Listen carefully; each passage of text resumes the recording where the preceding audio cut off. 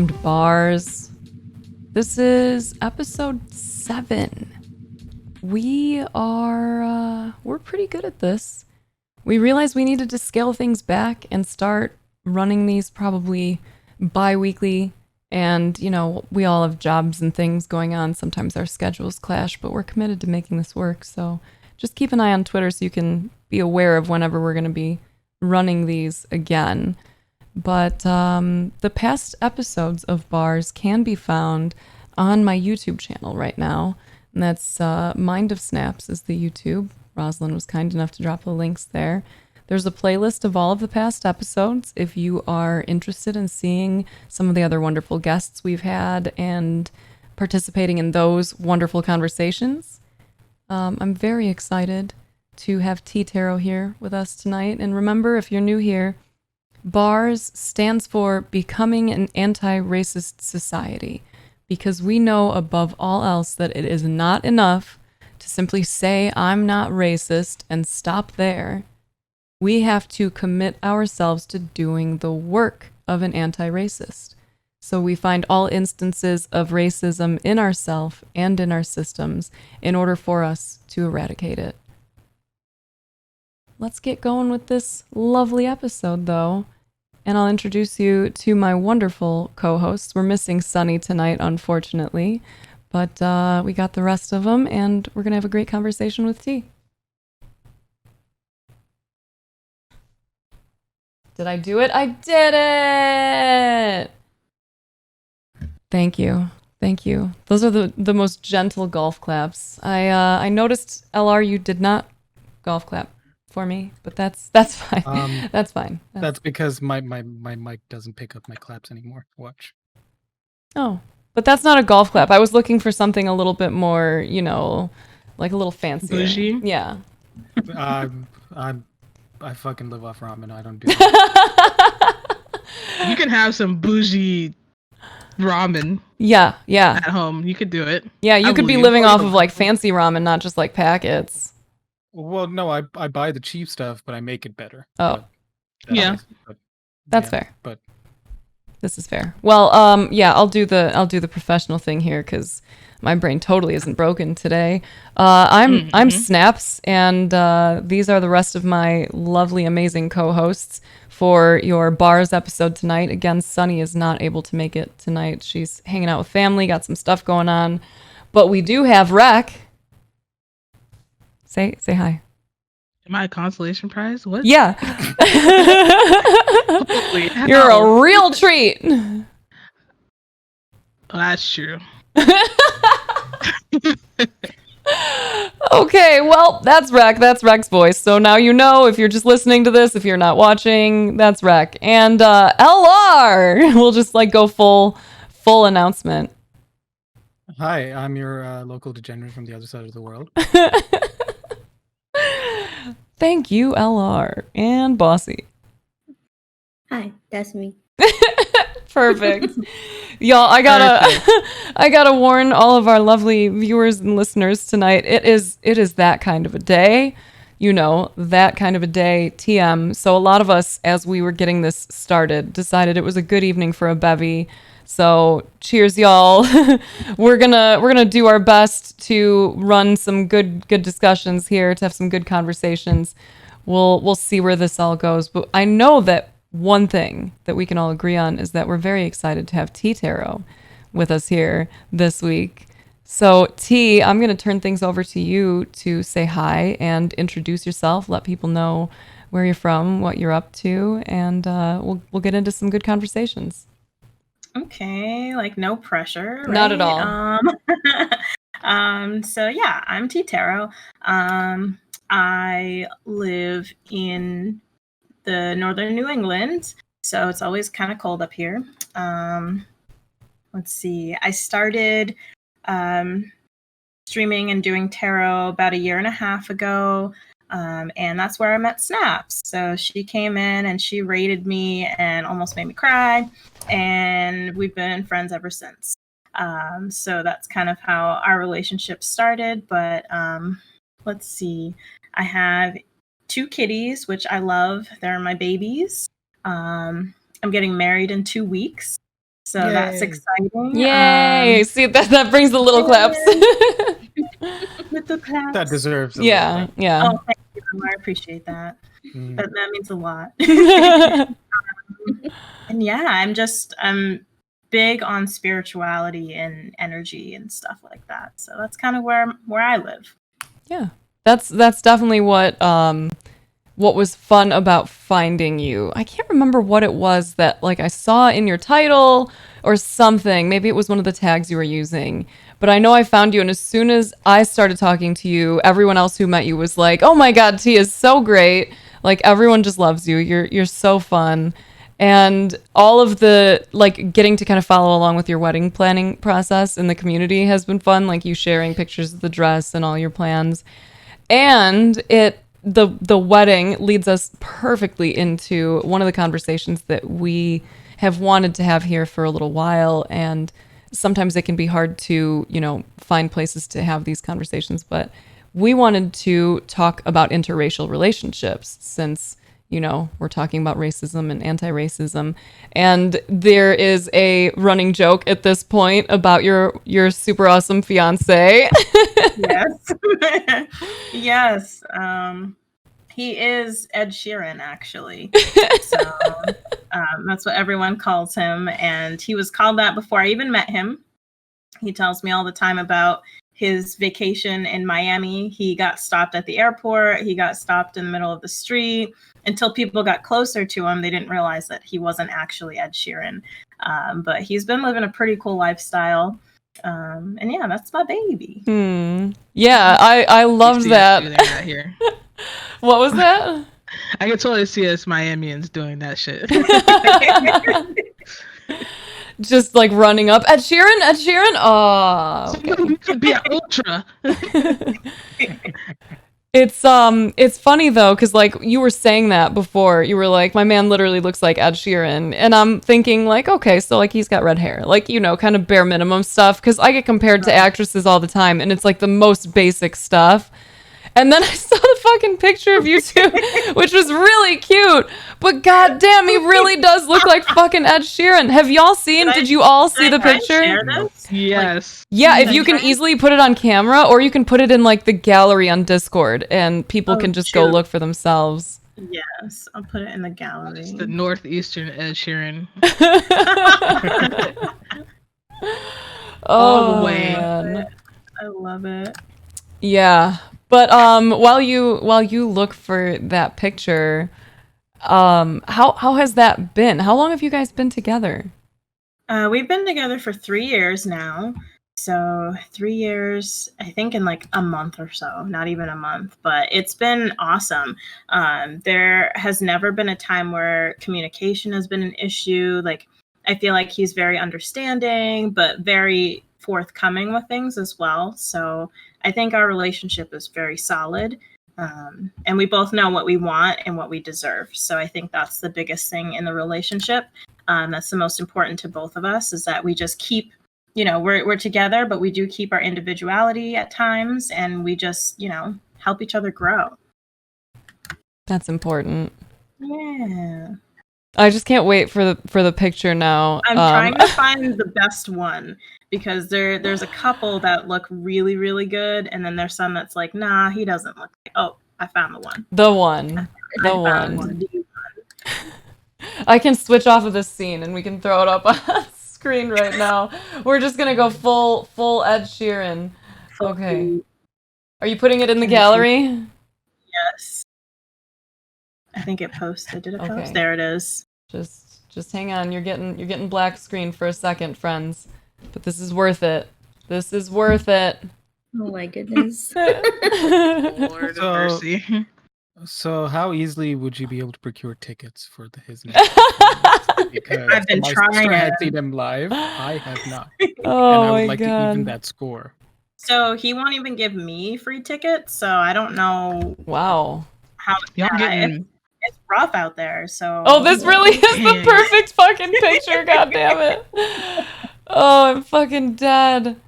I can't. I want to say I could, but I just don't think I can. I just can't even. Okay, are you ready for this? friends. I need to see I'm this. switching over to it on this, and I'll get rid of my box. There we go, my camera box. Oh my gosh. There it is. So first of all, you two really are a very cute couple, but like the fucking Ed Sheeran resemblance is incredible. It is, right? It Hello? seriously is. Why have you not flexed this on Twitter to get tickets? You're like, he yo, needs to start. He needs to start. I keep telling him that. it's like, yo, I got your doppelganger right here. Like, hook a couple up. My God, we trying to get a honeymoon on? Right? Make it happen. Just like see if he can pull off an accent, and like with enough confidence, like you really can. Like if you're traveling around the world, he can just like try to be all low key about it, and you know, you can probably get a little extra something. That's no true. reservation, getting the presidential suite at the hotel. Yeah. Yep. Yes. I would We be want to go to milking that shit. Thailand, so that could be an easy thing to pull off. There you go. Yeah. And I'm Oh, sure there you he could is also in the find chat. pictures of Ed Sheeran's signature autograph somewhere. All you got to do is get him to just practice it. He's like, "Hey, listen, you know, I want to be able to get in this lounge. Don't really want any attention. Here's an autograph. We write it on Ooh. a napkin. That should cover it." This is all hypothetical, chat. Someone hit the legal command. It doesn't fully apply, but it'll sort of apply. Yeah, I feel like the like subtle impersonation is like there's this level, and then you go the like forgery that like adds another extra level, and wherever you were planning on going from there, like completely taking over his life, stealing his identity. I don't know if that's where you were headed with that, LR, but that seems like That's your a bit vibe. much. Oh, okay. That's excessive. It's just you We're just just want to trying to stop a get little some bit free too short before that. champagne, you know? Exactly. Yeah, Just want yeah. some free shit. That's Yeah. all you want. I just That's- want free shit. Oh my god. Wherever you can squeeze it out of. Like I'll no, I'm not gonna go on with that. The amount of free things I've taken Oh, just because they're being handed out. So you're saying you will take free shit from wherever they will squeeze it out of? LR? that's what I heard. Just to clarify, you I'm heard not that? backpedaling on that. So yes, that's exactly what I said. All right, you heard it here first. I'm pretty sure I have a Committed. tampon somewhere because somebody handed one to me and I took it. What? Somebody handed me a tampon and I took it. We're going back to You that know, conversation from Yeah, last we brought time. tampons up It again. is what it is. We're going. Someone's gonna bring It us was free. pennies, and we're gonna go right back to Oh that my shit. god. Snap. I No. I can't wait to be around you in person now, though, because one of my favorite things to do to people is when they're immersed in conversation with others is to just hand them things, because it's like a reflex. Most people don't check that reflex, and you can hand them anything, and they'll just take it.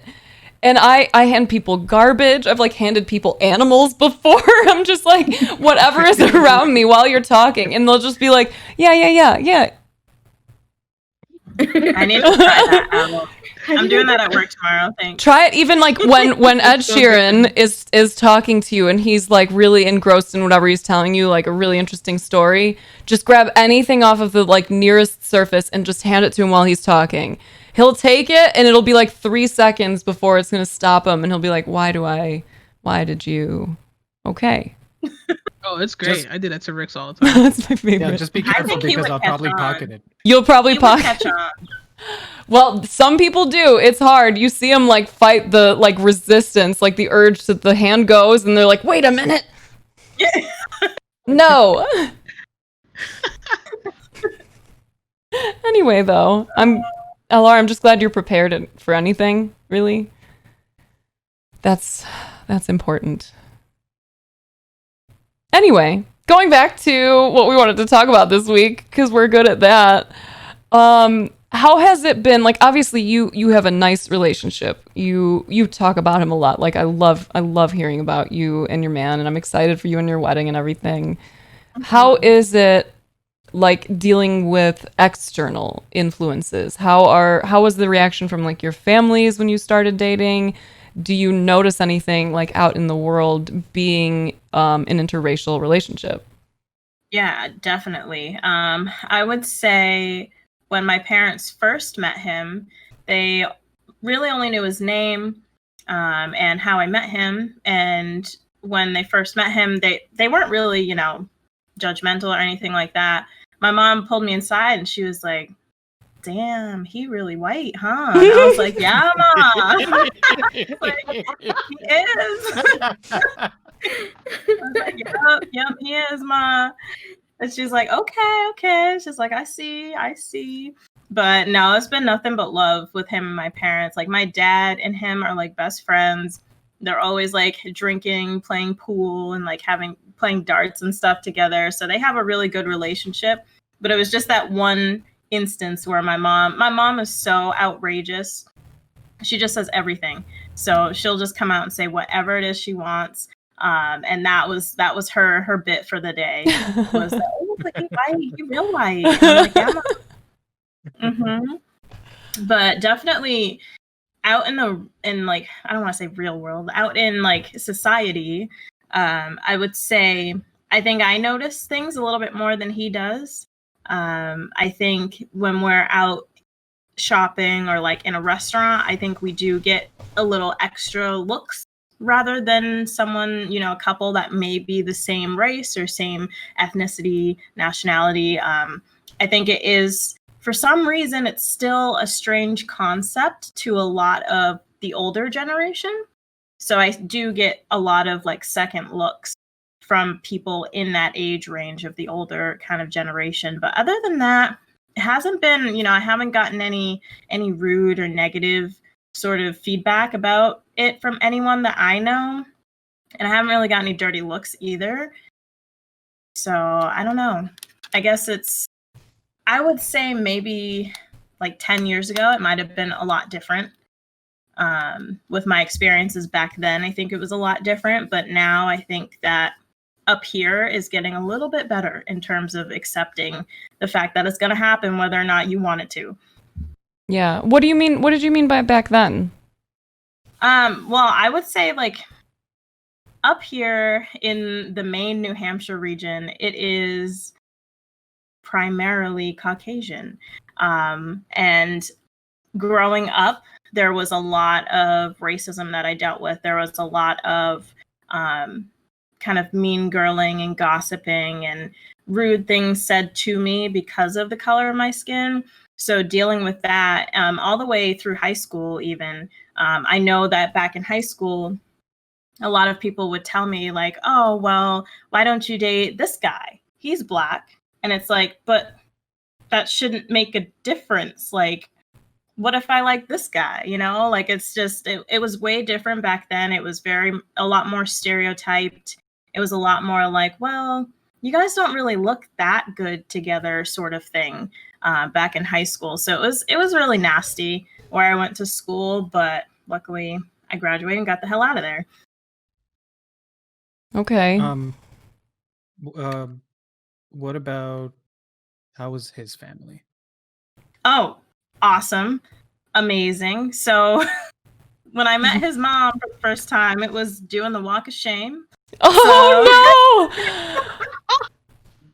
Yeah. So it was not my proudest moment.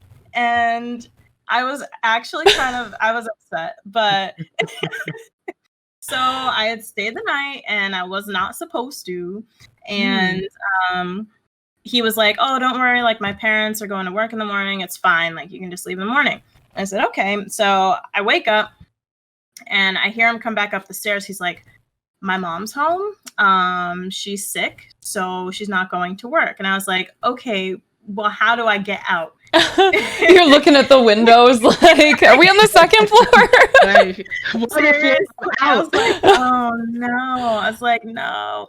So I just, took a deep breath. I went down the stairs and he made up he said something about me like helping him get to work or something. So I came over early or whatever. And I was like, this is so lame, but I'm gonna go with it.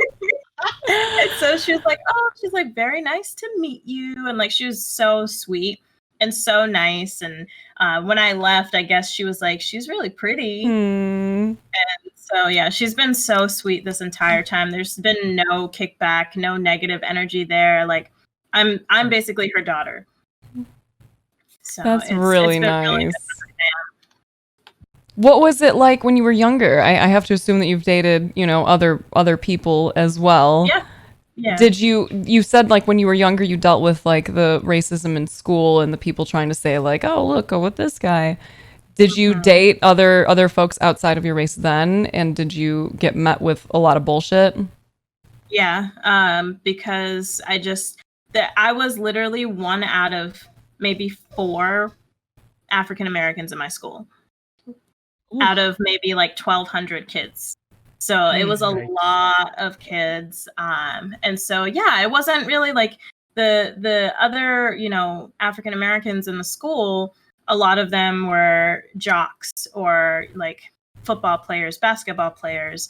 And it wasn't something that I was kind of attracted to at the time. I was more of like a student council, like little mousy girl in school. So I just liked the nerds. So I ended up dating a couple of the nerds, but it was interesting just kind of hearing the feedback from people I thought were friends. And at the time feeling like I had to accept it because that was the only world that I knew was their friendship. I didn't know anything outside of high school friendship because that's all I had. So I was like, all right, so I just have to deal with it. And then leaving and going to college, I met so many people of so many different cultures, ethnicities, nationalities. And I was like, wait a minute. Like, wait a damn minute. Like, where have I been? Why was I living like that? Why was I happy like that? Like, why was I content feeling that way and making it so people could oppress me and I would just still be their friend? I went through it a lot when I went to college, and I was just so confused. Like, man, like my whole life is not right, So I had a big breakthrough when I went to college and just realized that no, nobody gets to make these jokes in front of me because it looks cool, and no one gets to say these, backhanded compliments because no, I am, and it's not any lesser than or greater than anybody else. So that's kind of where I stopped it full force. But I went through a lot of bullying and racism growing up as a kid.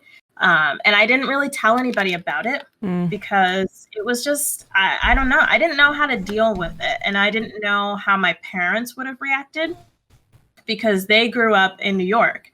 So they grew up in New York, and my 2 sisters did as well. So bringing, all of this family up into the woods, into the trees, they don't really know what's going on. But I didn't say much until after I was out of high school, and my mom talked to me about it, and she's like, I wish you would have said something, all that stuff. But as a kid, you don't know, so that's kind Man, of how it was for me growing up. that's a good point. I wonder if there's anything like Bossy from your perspective that we could be doing better to prepare young people to see that and be like, yeah, this is completely and totally normal. Like, is that partially an issue of like a lack of representation of like real couples and actual relationships? Yes, that's like a huge part of it. Our society, pardon, controls a lot of like the images that we get through media, right? So like if we don't have representation, which I'm always advocating for, yeah, students, young kids are gonna feel that way. But also like part of my job is the teachers and the counselors or just people at the school like talking about it, like talking about race. Like people, young kiddos, like they feel it, but they don't really know what's going on a lot of the times. So like putting words to their feelings is also very helpful. That sounds like right along with what you were saying, T. Like you were experiencing it, but you didn't really know that it wasn't okay until you got to experience, like an actual good community where people don't say that kind of stupid shit. Yeah, the way that you just said that, it just made me think of like I have such a vivid memory about being in history class. Y'all know where I'm going with this. And all of a sudden we bring up slavery and everyone turns and looks at you. It's like, okay, I get it, but you don't have to give me all this attention right now. Like, give it to me all the other times, but just leave it alone right now. You know, we're all learning about it. It's a learning process. I did not go through it personally, but let's all learn about it and stop making people feel minimalized in a classroom. You know, but I agree that it should be talked about more, but not just with history. Yes. Definitely. 40 yards there is a whole thing in school. Oh. No matter how diverse your school is, it is a whole thing. Just the constant staring anytime that comes up at all. Just like any kind of possible reference, like you're gonna have somebody where you're like going out of their way to find the Complete black kid in neck class. breakage. Seriously. To turn around and look. They literally turn your entire body. It's like, bro, you better turn that shit back around before I turn your teeth around. Oh my God. The mental picture of that was really funny. I imagined like a punch and like, you know, those like chatter teeth that you have that like, I imagined that like they just did a real quick twist. That's fun. I'm going to picture that a little longer. You're welcome. Thanks. I was thinking, I wonder if, because the education system in North America is foreign to me, but from everything that I've heard and from everything that anybody said, and then also from media, I wonder if there's an expectation that, especially from minorities in schools, that they're going to be discriminated against, they're going to be bullied, and that's kind of like a normal part of it, and people just accept it as normal. Man. There's definitely some normalization in there. Absolutely. There's not a lot of reprimanding either. There was not a lot of go to the principal's office or you're going to get detention or anything like that. If it was, you know, anyone being racist, it was just like, hey, just cut it out. Leave them alone. They're going to get flipped back on you in retaliation. In some way, somehow. Expectations be the one with on, detention. Expectations placed on minorities to be the bigger person, right? Or be stronger. Exactly. But why should they have to be when they were just minding their own business? They wouldn't go after anybody, and then they stood up for themselves. Exactly. Right. I agree. Funny how that works. As a counselor, I can only say, or a school counselor, I can only say from my perspective, you know, like for me, and also it depends on where you are in North America, right? Because like I live in Oregon, it's very well known as, it has like its pros and its cons. It's very well known for having been super like white supremacist, and still there are those people scattered about here. But also it's known for being pretty liberal and trying to make strides. But like we still have those two conflicting things happening in our state right now. But because of that, like we are starting to, it's unfortunate that it took this long, but we are starting to do those things. Like when a student says racist things, we not only, there are consequences, but like my job as a school counselor is, all right, let's have this conversation. Why did you say these hurtful things? This is how it is hurtful. And this is like the things that you're doing. Let's talk about racism. Like that's part of my job. But I don't know if that's happening like in the South, you know? And that's what makes it really difficult, is that across one nation, we're going to have so many different responses to it in our education. And I think agree with that really sucks for youth. Yeah, there's so many different variations, and like I can't even say anything for the South because I grew up in a part of Florida where it's actually pretty diverse, but just going 3 hours up the road, it's totally different. So even within the state, it's completely different. Yep. You mentioned a fear of retaliation, Rec. Is that something that you dealt with specifically? Did you have to deal with any of this stuff growing up and like have any of it turned back around on you? Or I guess not even just growing up. So like in my school, it's like stuff I saw. It's not necessarily anything that happened to me specifically, but it's definitely how uh administration was at not just my school but other schools in our county. It's very often that we started to get more and more stories that would get out that like some student would, you know, defend themselves against someone doing some stupid shit to them, and then their school's administration would be suspending them for 7 days. Jesus. But the bully gets nothing, like not even a detention, nothing. So it was just common to see that, and people would try to do the same thing at my school. They would try to eventually it would feel like they were strong enough to come forward, and administration just be like, yeah. Like, I don't know. I don't know what you make of that. So it definitely discouraged people from coming forward with things, no matter what it was, because they couldn't rely on the adults that were running the school to go pay. If they can't rely on their parents, or they're scared to go to their parents, and they can't rely on adults at school, like, what the fuck do you do? Mhm. Well, it's a good thing that you have the role that you have, Bossy, and that we have people like you out there that are trying to make this change and have those meaningful conversations from a young age. Because, you know, like you said, these kids are smart. They just don't quite understand what they're feeling. Like, they're feeling all kinds of crazy shit, but how do you put it into words until someone helps you find them?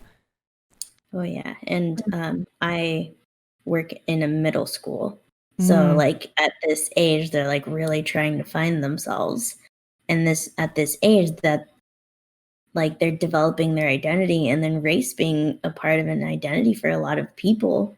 I'm not saying like it's the something that completely defines you, but I know like to me it's super important. Yeah, like your Race. cultural identity ties into that, Yeah. right? Exactly.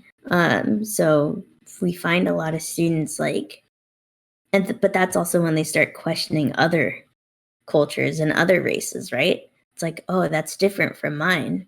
Is that like, what does that mean?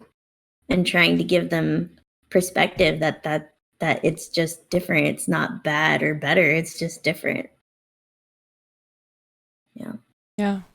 That's good that you're there for that, and I'm glad, because I think it was like 3 weeks ago. I don't remember what sparked the conversation, but we started talking about getting into this subject because it is something that I think so many people can relate to, of having bad experiences with, because man, some people can really make this hard on folks to just like love each other, you know? It's so sad. What about you three? Any of you have any past experience with interracial relationships or current that you wanna speak on a little bit here?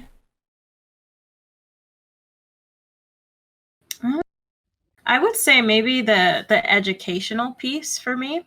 So when how do I even put this? A lot of times, we'll go out and have drinks or hang out with friends or whatever. And a lot of the times, I'll drive home.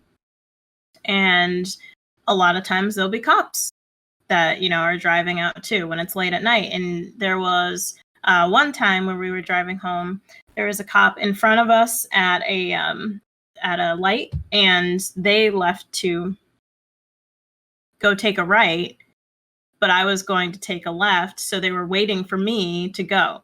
So I was like, I'm like, no, you can go, you're good. So I let them go in front of me, but they pulled off to the side afterwards to let me pass, and then started riding my ass. So the man's in the passenger seat just saying, like, everything's fine, you're fine. I'm like, let's talk about this for a second, because this is very different for me. This is very different feeling for me. Like, for you, it might just be, I'm not doing anything, so I'm fine. For me, I could not be doing anything and I could still die.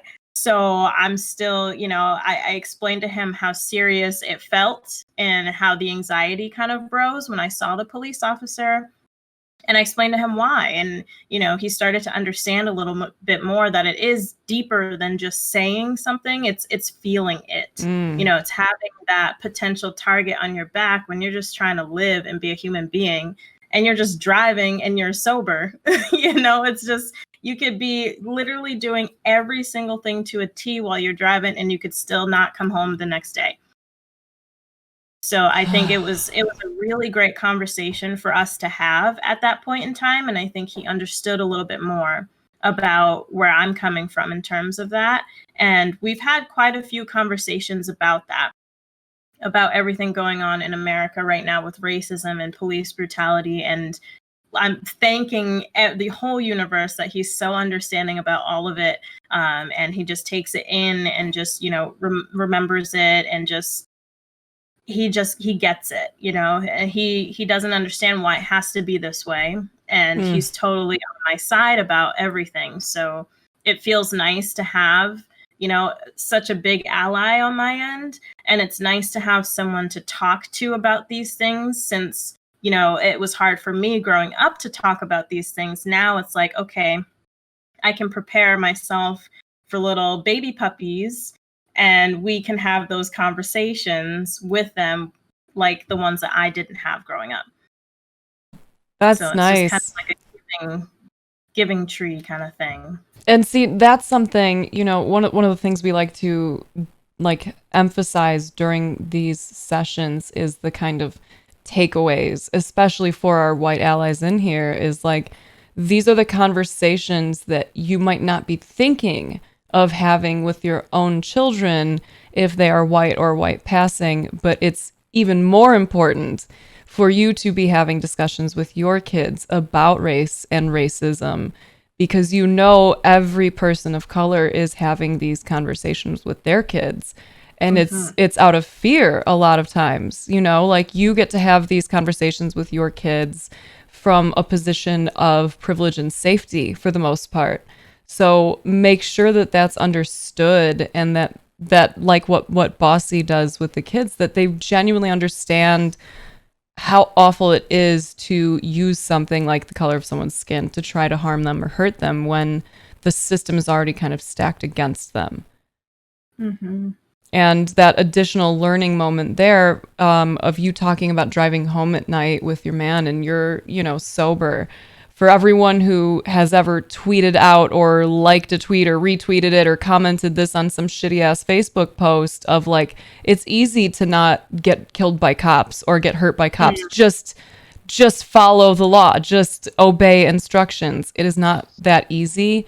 And like, this is the thing that you aren't getting to, is this fear. Like you hear that she's driving home, something that y'all have all done countless times, just driving home at the end of the night, knowing you've done nothing wrong. And she's still afraid to the point of anxiety where she has to like talk it out with her man after. If that's not something that you have at the end of the night or when you pass a cop car or something, like that's another sign of that privilege that you benefit from. So it's another opportunity for you to remember that other people are not experiencing life the way that you might be able to kind of not necessarily glide through it, but at least not be met with so much resistance. I agree with that. What about our other wonderful co-hosts here? Want to talk about relationships?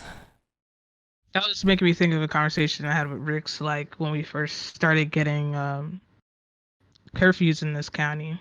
Rix is essential, so when they first implemented curfew here, it was gonna be like his job was gonna have him out past that curfew. And Rix is a minority, so I was over here like fucking flipping out. It's like their curfew's at 10.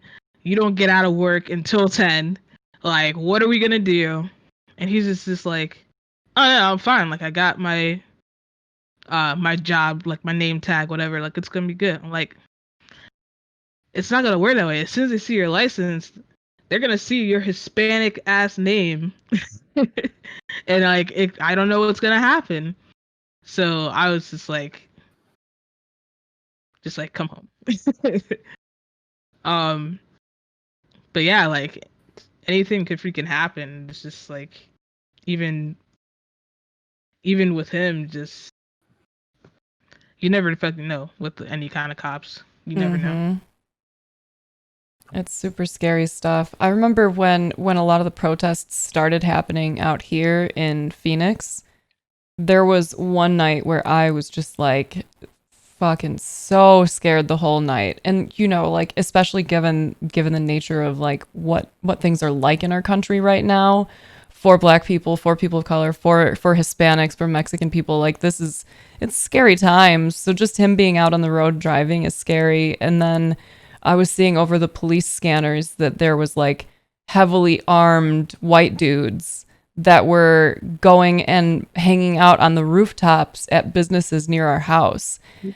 And how do you not let your mind wander off to all of the worst case scenarios, especially when while listening to those scanners, you hear that after curfew, the cops approached this team of like 10 white dudes armed with like ARs and shit and just thanked them and drove off. Like after curfew, they were just like, cool, keep doing what you're doing. You're protecting fucking businesses that are closed that haven't been open in forever. Like I was so scared. Like, God, what happens if stuff does escalate at the protests tonight? What will these people do? Like where does that go? And then having that thought of like, if they come to nearby neighborhoods and they see people of color, like what is their move there? That's fucking horrific. Like this is so scary. And being a person who has lived with a lot of privilege myself, like what a strong and awful wake up call, to experience that fear for that full night and to have it in the moments when he's out on the road, but to have not had to experience that myself personally out in the world. I can't even fucking imagine. Yeah, those protests were scary. I went to one that was very peaceful and quiet. And my job actually gave me the day off so that I could attend it. So they are very, nice. very inclusive, all about the Black Lives Matter movement. So my assistant manager said, if you need to go, you need to go. So they let me go. And it was in one of the towns that I would say, how do I paint this picture? When we were driving into town, there were people on sides of the roads with their signs, with their ARs, with their trucks out, just happy and ready to go. So it was very stressful driving in to the town to go to this peaceful protest. But after getting in there, my dad came with me too, and we actually had a really uplifting time there. And it was very, I don't even know how to explain it. It was just amazing to see all of the different minorities there sharing their stories about what had happened in this town to make other people aware that we are here, we are struggling, and we could really use some help here. We could use some togetherness. We could use some, inclusiveness here. Let's all get together. And there were almost, I think, 400 people there. And it was amazing to just see the community and just to see the peacefulness and to see all the signs put up and to have people look over at me and put their fists in the air. And it just felt so good for the first time. Like, okay, this is a safe place. I feel safe right here, and yeah, it was a very empowering moment being at the protest, but luckily nothing happened, nothing rioted out. But I was able to see some young up and coming women of color speaking out, girls in high school speaking out. It just was like, this is the generation that's going to make it happen. Yes. They're going to be able to make that change full force. Yes, I feel that. I hope for that. We need that. Yes, I'll drink to that. Oh, whew, yeah. raise your glasses to making it happen, folks. That's right. Oof. Man, well, I'm. Take a sip. Hmm. Did not take a sip. I almost called that out too. I'm glad that you did, because that's like, I think that's bad luck too, right? If you toast and you put it down before you take a sip. Something like that. You got bad luck. You're gonna have bad farts for the rest of this week. had enough bad luck this year. I think I'm tapped out. Yeah, Just push it off onto someone else. Just there you go. Be free, bad farts. Find the next I'm home. gonna blame it on the dog. There you go. All the dogs left me now that my man is home. I'm glad for that because Capone was being a baby. You leave Capickle alone, okay? Bro, that dog all day.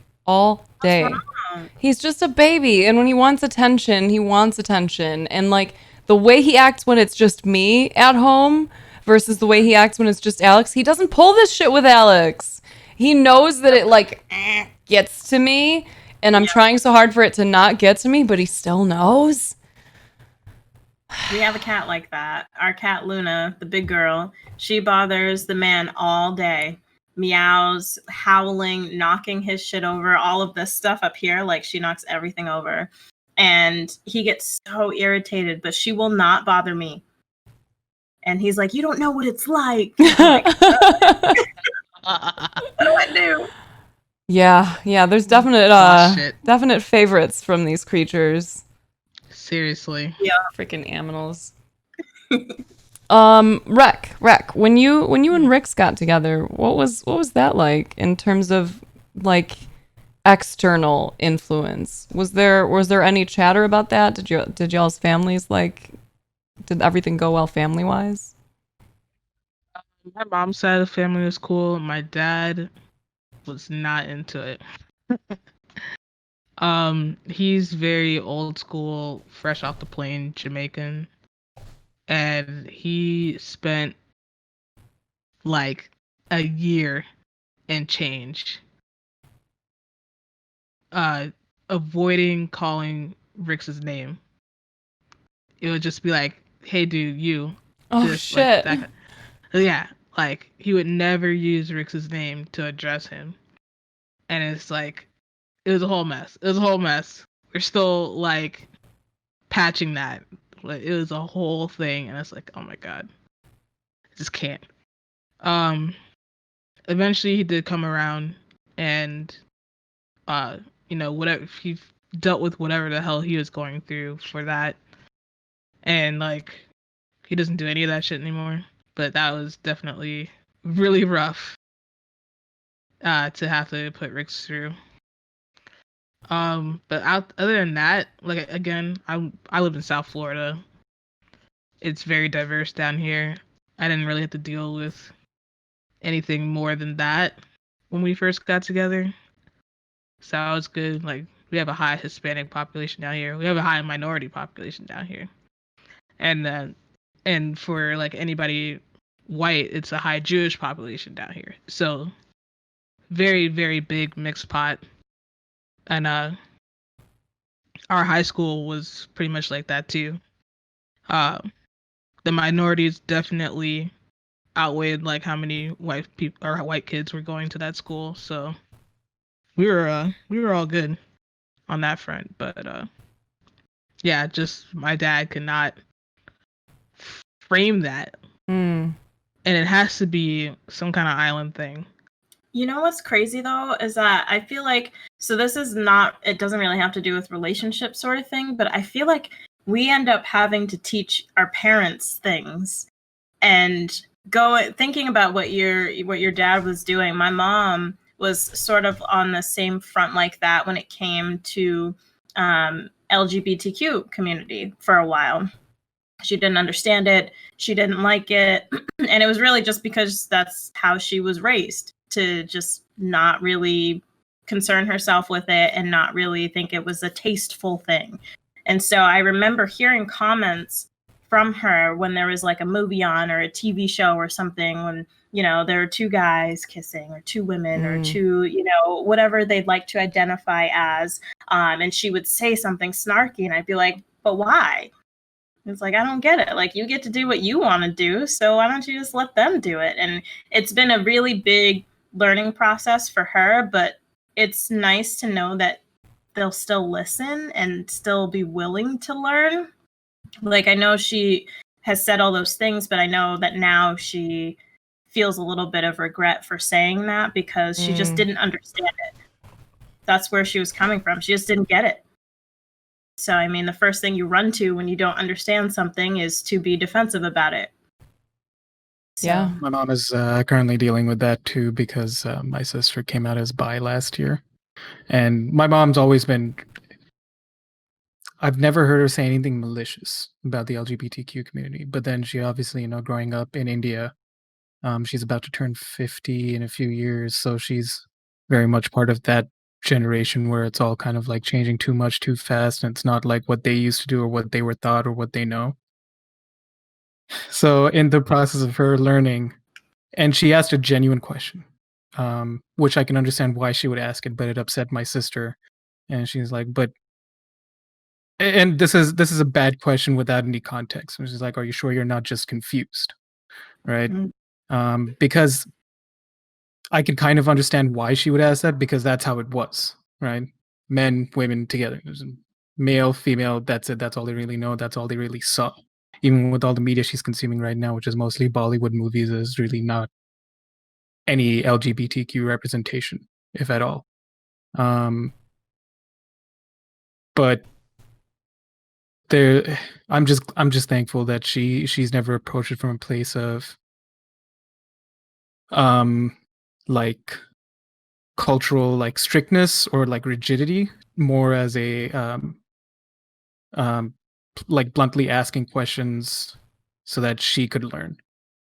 And so, and my sister's also kind of like she just turned 20, so she's in that phase of life where she's just upset about everything. So it's like watching fireworks set off when my mom and my sister interact. So I just stay out of it and I just watch. Yeah. I mean, it's good that y'all's parents are learning, even if it's at times, if it seems to be kind of begrudging learning or it takes a little extra time, at least they are open to that. This can be a difficult thing, especially when met with the mindset of, oh, I'm too old, this is just the way things were done. And that's something that I see within my own family and saw growing up of like, well, you just don't get it because we were raised during a different time. Because like I was adopted by my grandparents. So, I was raised by like with that extra generation in between.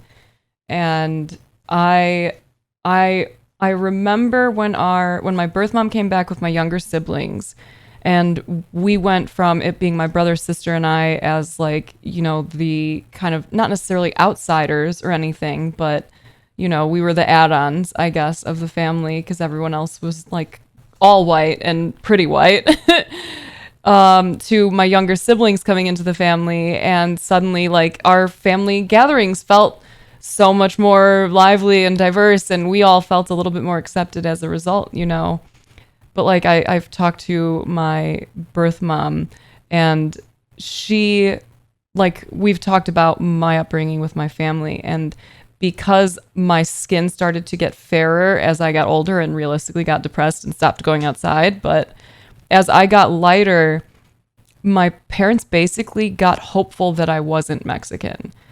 So when my birth mom came back, apparently it was a conversation frequently of like, oh, just, oh God, how was it worded?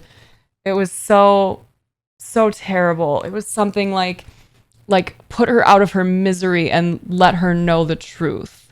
Like my family was so convinced that I was all the way white, and they wanted me to have that information.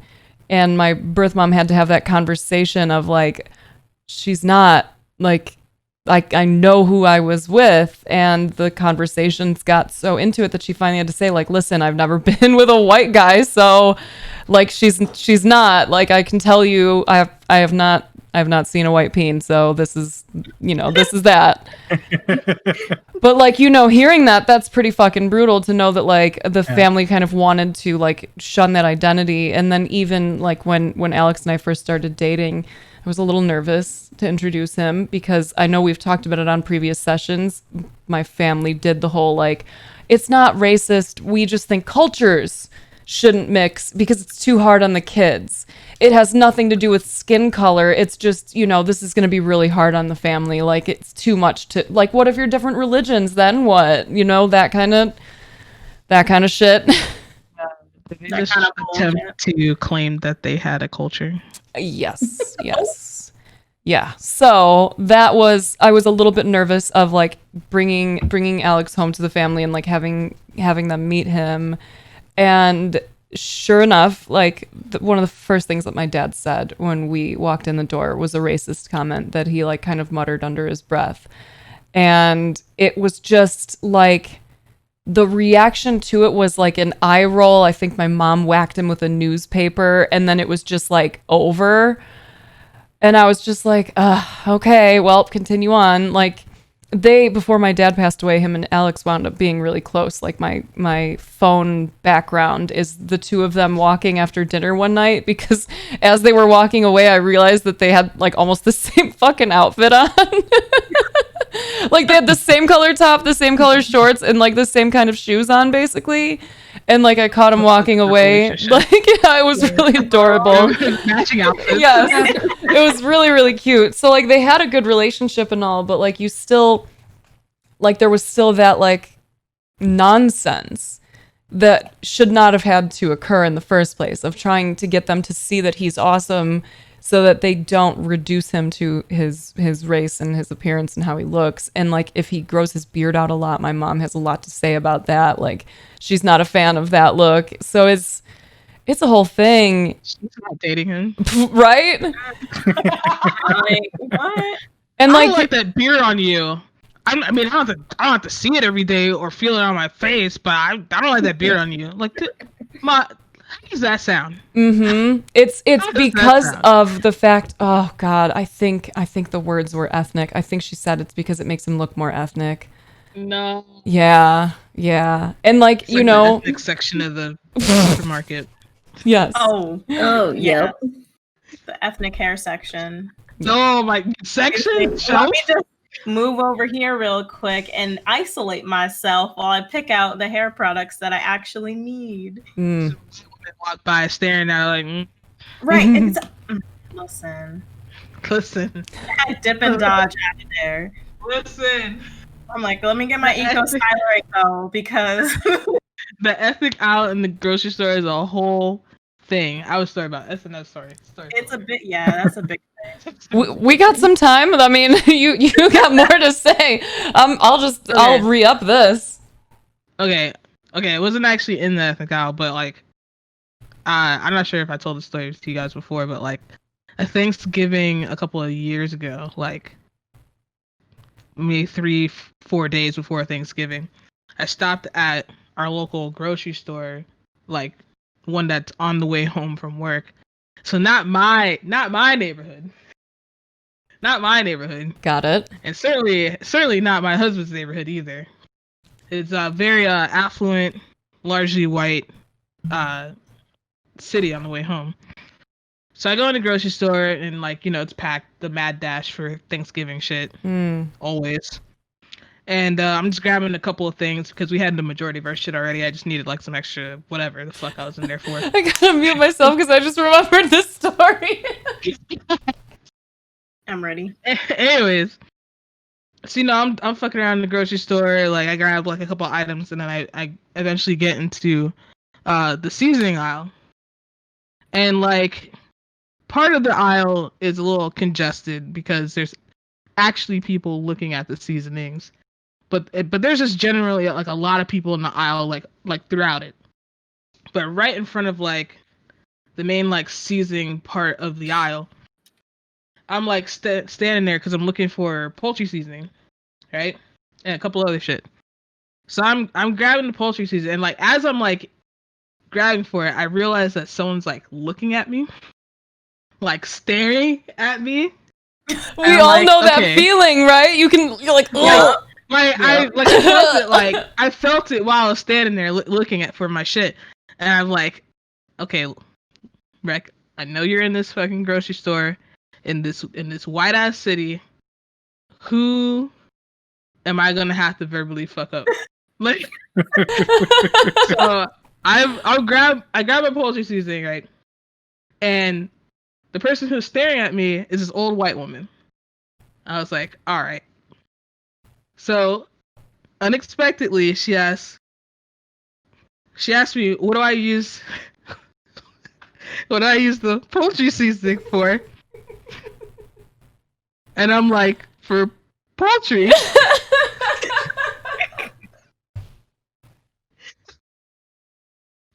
But I mean, I didn't say it like that. But like, oh, I'm gonna use it to season my turkey with.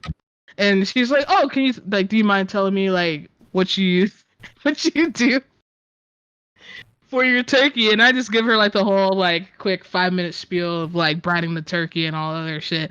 And I tell you what, I bet Grandma Gertrude had the most poppin' Thanksgiving dinner she's had in 50 fucking years. I bet everybody in that motherfucker couldn't do goddamn talk. Little Braylon and Kennedy. They all had the most flavorful meal of their lives. What do you do with poultry seasoning? What the fuck do you do with poultry seasoning? They probably that shit was so spicy. That's your fucking turkey. Oh no! Oh, I swear. She asked me what I was gonna use the poultry seasoning for. I guarantee you that was the most like moist turkey she's had in years. That bitch was probably so juicy.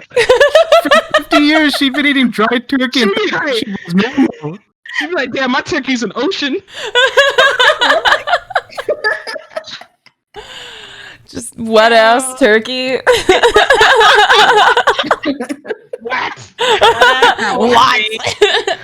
Wet ass poultry. There we go. Wet ass poultry. I kind of regret not getting her contact information for her to tell me how that shit came out. Oh my god. I'm sure it was a game changer. Like we should tweet that out or something so we can get a larger opinion. Like, white people, what was it like when you first had seaning that wasn't salt and pepper? Do you remember where you were? Where were you when you decided to acquire more than 5 bottles of seasoning that are not identical? Rearranged my spice cabinet. You know what's crazy? You know what's so crazy? I feel like my man's is like partially from the hood, but he's not. Because he loves to cook, right? Does he drink brown liquor? Oh yeah, he'll drink all of it. Okay, I see where this is going. He'll drink all of it, but he loves spicing it up in the kitchen. We have like a whole cabinet full of spices, and then on top of the oven, there's spices everywhere. Like he will spice it the fuck up. I mean, you did say he went to Miami, so he went on a vacation in Miami. Back it up. He visited. That's all it took. Ed Sheeran is like he's like tofu. He's so white. He just like goes into the area and absorbs all of it and like just brings the flavors home. Ed Sheeran is the tofu of people. He is the tofu. Just flavored by everybody else. He's the steak of people. I will give him that. He is the steak. Love. So cute. Though.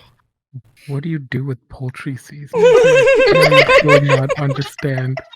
I'm not gonna lie, and I don't want to throw any fuel to any kind of fire, but like Americans are stupid. Thank you. Yes. We gotta narrow that. We gotta narrow that down. Which American? T, oh my god, I need a clip of T's sip face. Holy shit. I need a button of that exact look. That was incredible. Okay, Cam Dan Dan Cam Productions, please help. Thank you.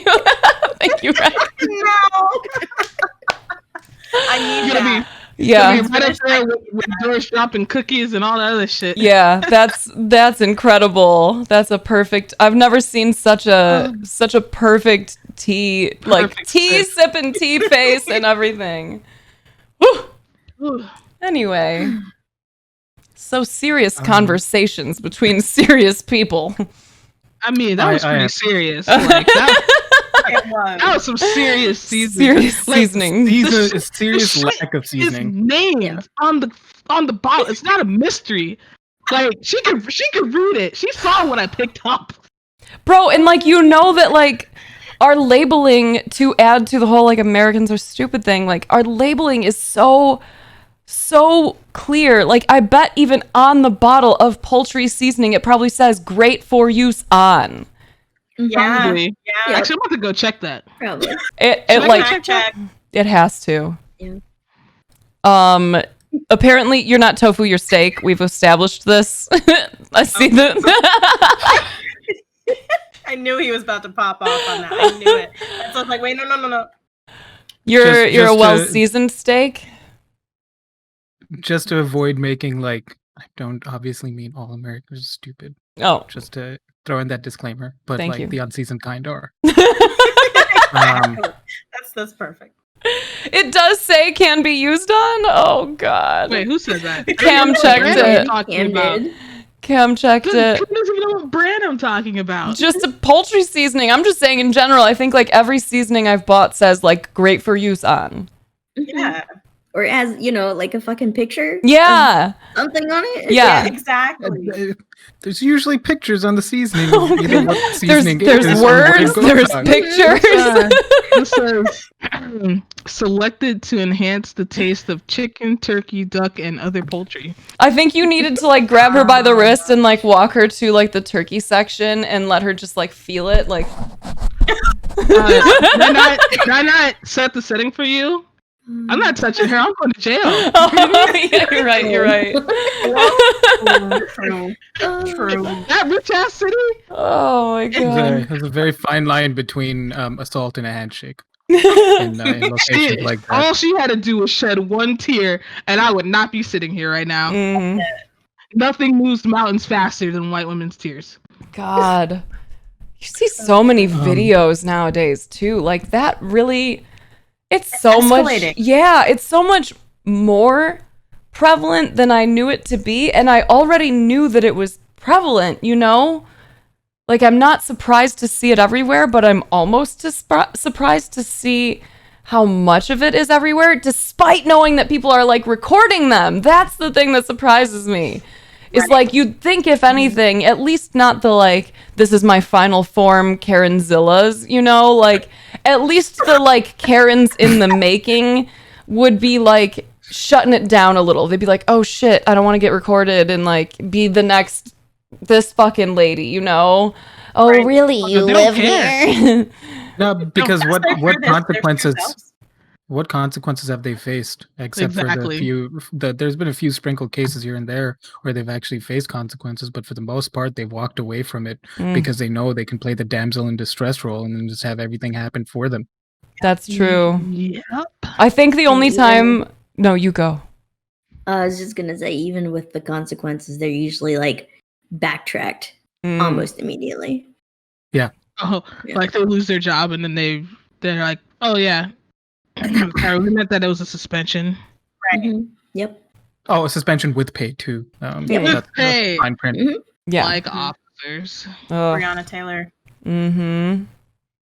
Lord, they did everything for Breonna Taylor's family except arrest the motherfuckers. I swear to God. Mm. Mm-hmm. And it's so sad to see so many Um, people thinking like that's good. Like that's it. Cool, we did it. That is Right. awful. There's no reason that there should be a statistic that says the most highest paid settlement for this type of brutality. No, we want the motherfuckers to go to jail, prison, and stay there. That's it. Like how Mhm. they lock all of us up for life. Like that, we're trying to get paid. We're trying to get justice. There's difference. There's difference. Yes, we don't want documentaries. We don't want articles. We want We don't justice. want- Covers, like fucking send them to prison. Send them to prison. Mhm. It's fucking tragedy, man. Mhm. Mm. Mm. We just got to get a couple more of those out real quick. Just. Just thinking that. I mean, that's part of the reason we all got the majority of us got one of these today, right? It was just one of those I'm days. It was Yeah, one I'm of those. My the bottle designated driver. Yeah, thank Yeah, you. I'm glad. I don't know here. There's nothing in here. It's gone. Oh man. Got water now. Well, that's good. I do have some stories from on like relationships from the other side of the world. Let's Go do on. it. Let's go. Yes. Okay. They're not all mine, primarily because I only have one story of these, which might be mine if I tell it. Might The be? funniest one, we'll see. The funniest Is one. this like a guessing game? We um, get to be like, which one is LR's story?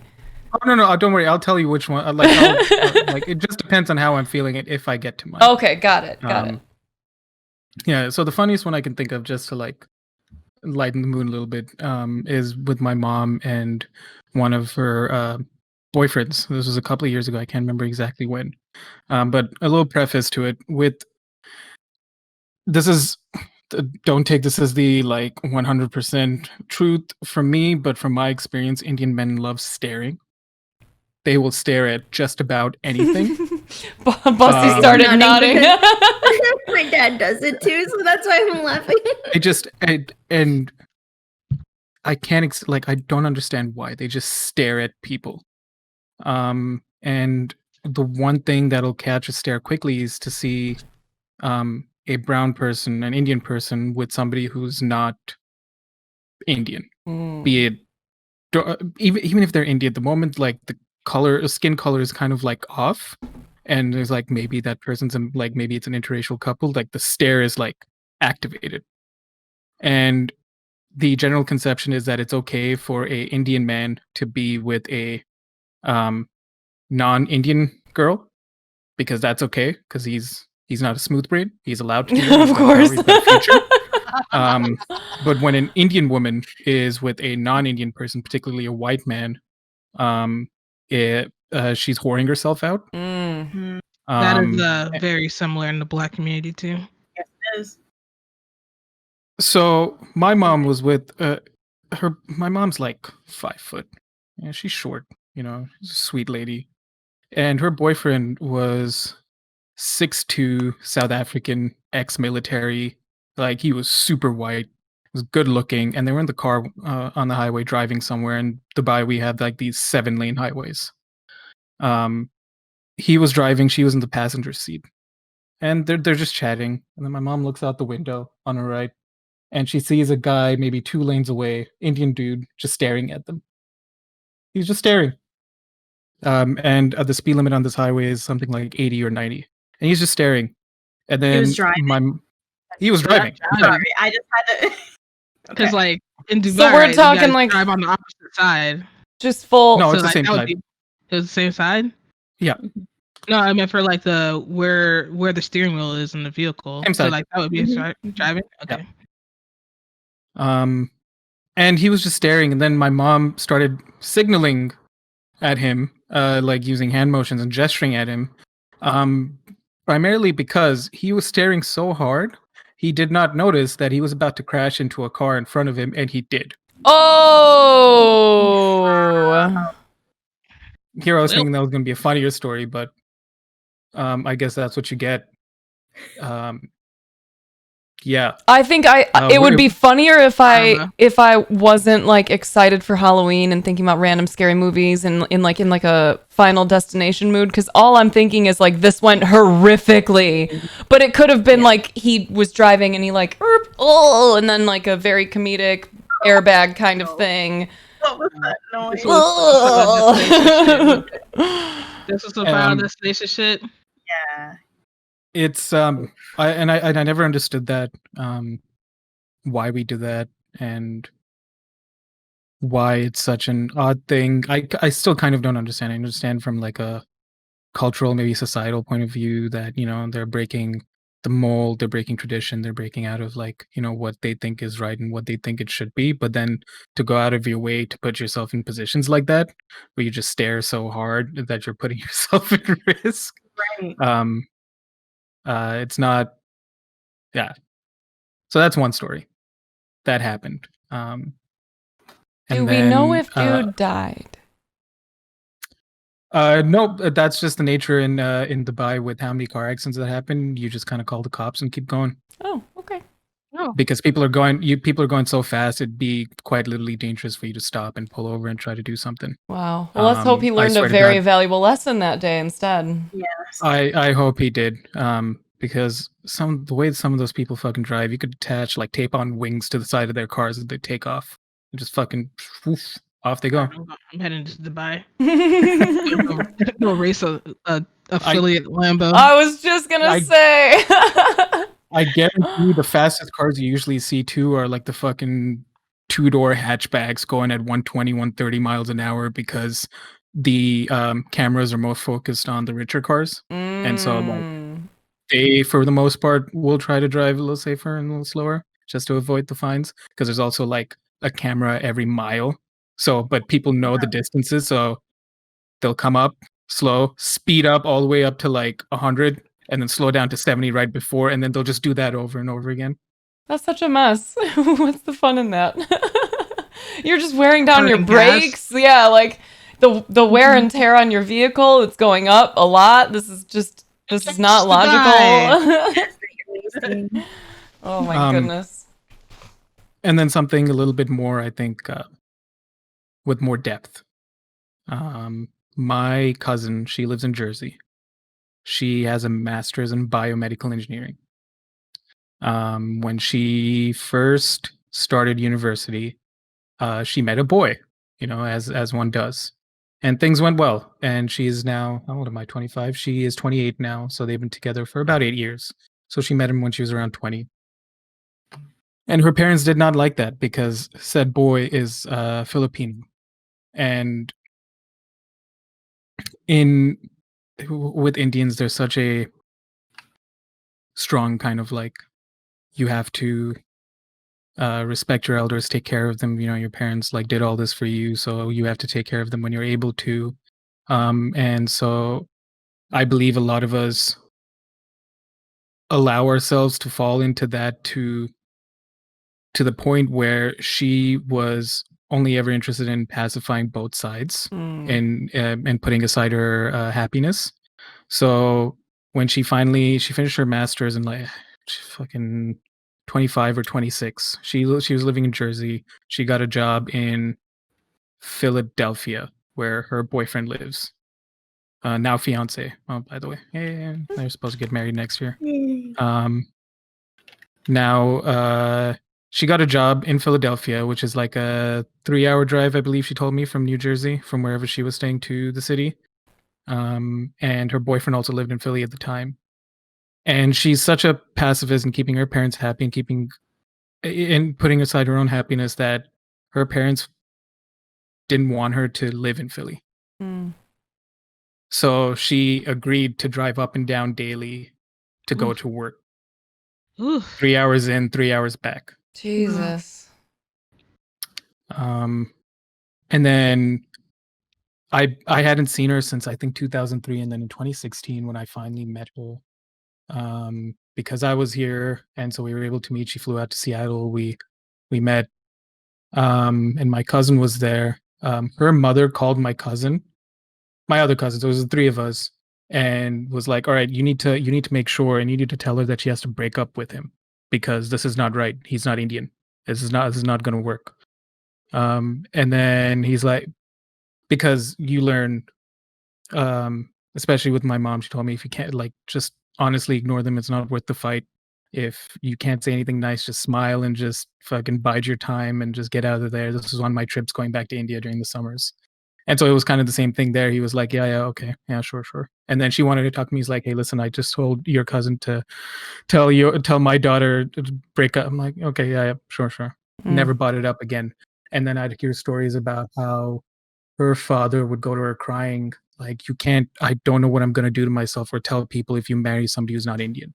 What am I going to look like to all my friends and family? And so I can't speak for other cultures or other Asian cultures in particular, but then there's just so much like societal image pressure, if I could say that, where it's like we have to maintain our standing and you're a part of that standing. So you have to do things to make sure that we look good to other people. But he was a big catalyst in pushing that through, and he actually they still don't like it. I guarantee you they still don't like it, but he was the one who approached her parents and was like, listen, I'm gonna fucking marry her. And they're like, fine, I guess. And so, Oh, That's the warm welcome So that- everyone wants, right? Ah, fine. yeah. And then the last thing, which I think is the most fucked up thing. 2 of my cousins are getting married. I can't even remember the fucking situation because I don't know most of my family in India. But one side of the family was Hindu, the other side was Christian. And there was so much tension between the two sides that they were forced to sign a contract stating that the kids would be Christian. Wow. Oh, Jeez. Like the Just kids. to be together, when the kids are born, they're going to be Christian. That's the only way that the parents were willing to, like the one side was willing to allow the marriage to happen. Wow. Wow. That's That'd a be whole damn. mess. Yeah. so much effort. Oof. There's a lot of tension in India between Muslims, Christians, and Hindus because at this point it's not even a religious thing. Because all 3 of those religions don't teach you anything about hatred. Exactly. They teach you about accepting and welcoming people and learning about other people. So it's become very much a societal thing, a cultural Mhm. thing where you're not supposed to mix with other people. My mom would tell me stories about how my grandfather, her father, would have separate dishware and cutlery for if somebody who was Muslim would come over because they can't Shit. touch Jeez. those stuff that they use. mm, And so you hear a lot about like honor killings if a Muslim girl to marry somebody outside the religion, and it's I don't understand what the point of it is, and I can't even begin to digest or break down why any of this even happens because I've lived so long outside. Because to me, I've just mixed with people from all over the world for so long that it just doesn't make sense.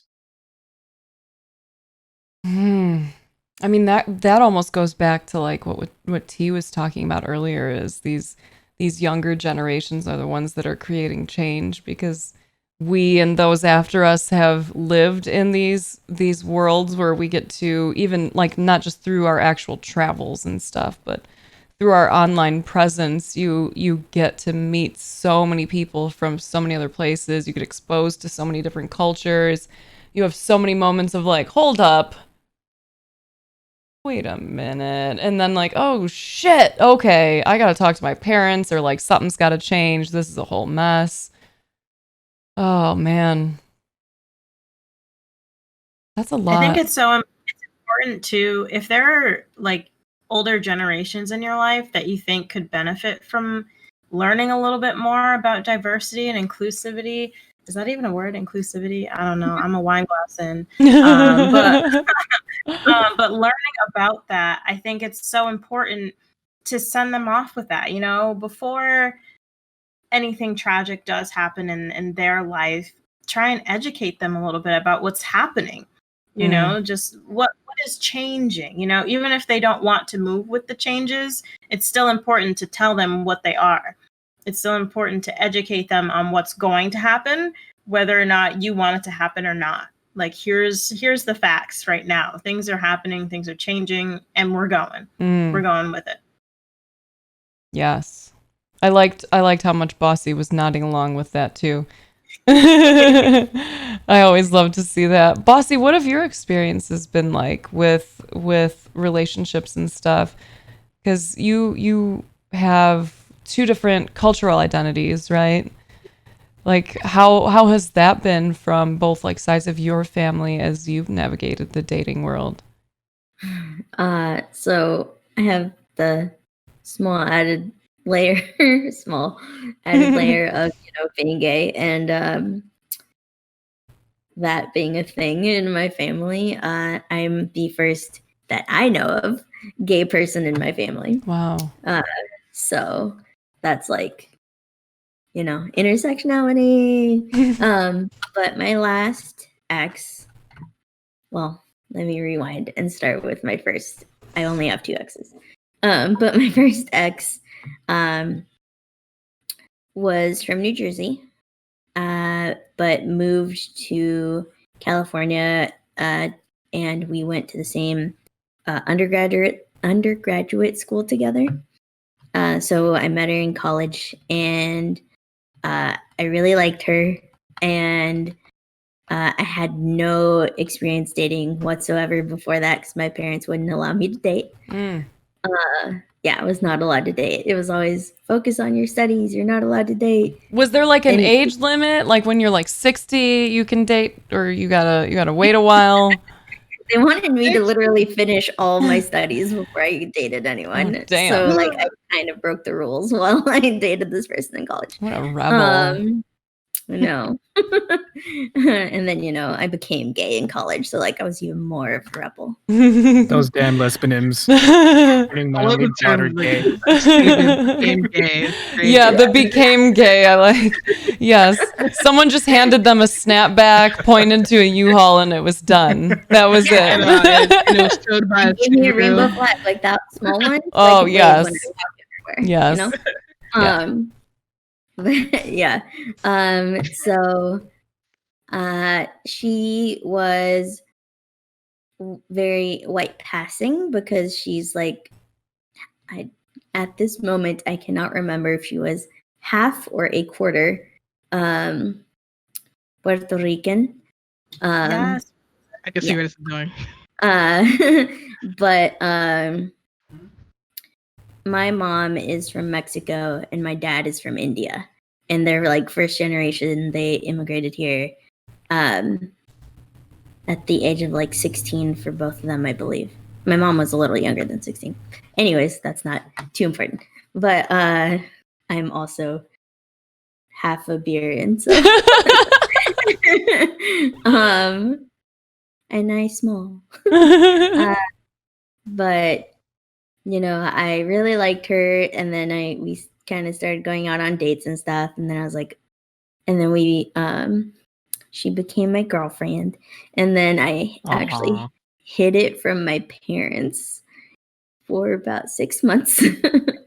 Isn't that In my- exhausting? Oh, It was so God. exhausting, Damn. extremely exhausting. And the reason I hid it was because A, they didn't know I was gay Mm. yet, and then B, I was dating someone when I wasn't supposed to be dating someone.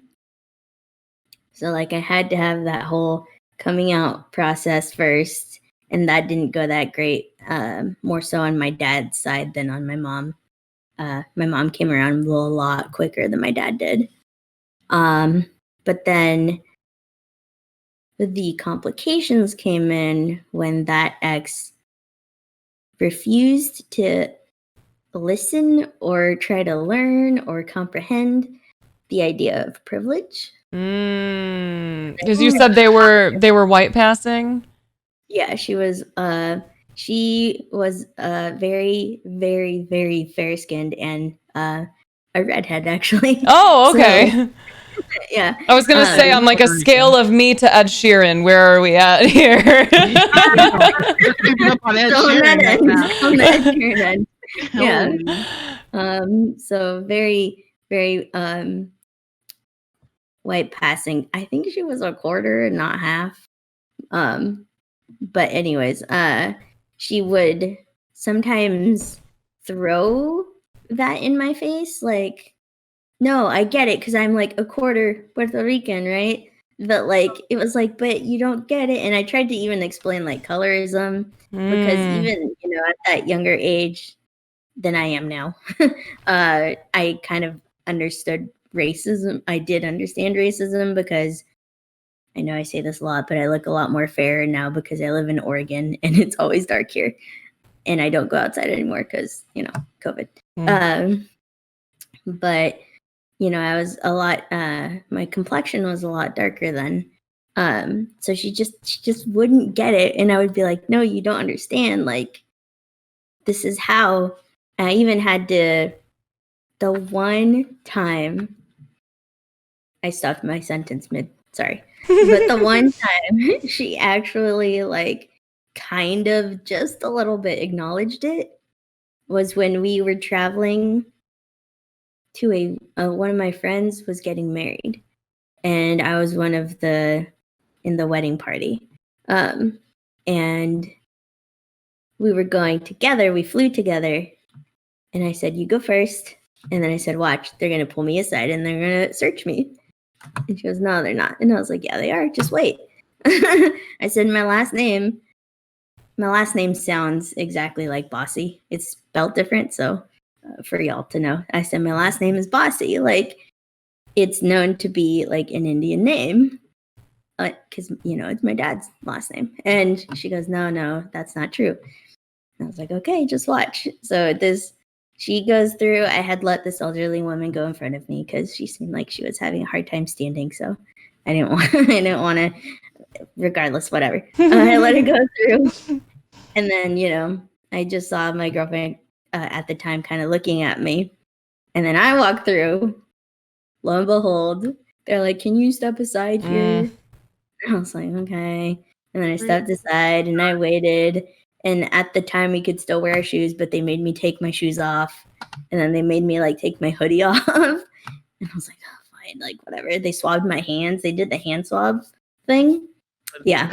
So I was like, I'm used to that at airports, unfortunately. And then finally they were like, okay, you're good to go. And she was like, they actually did. I was like, I told you. I'm like, this is not anything new. It turns out you weren't lying about your experiences. I know. And then she goes, oh, she literally said, I thought you were lying.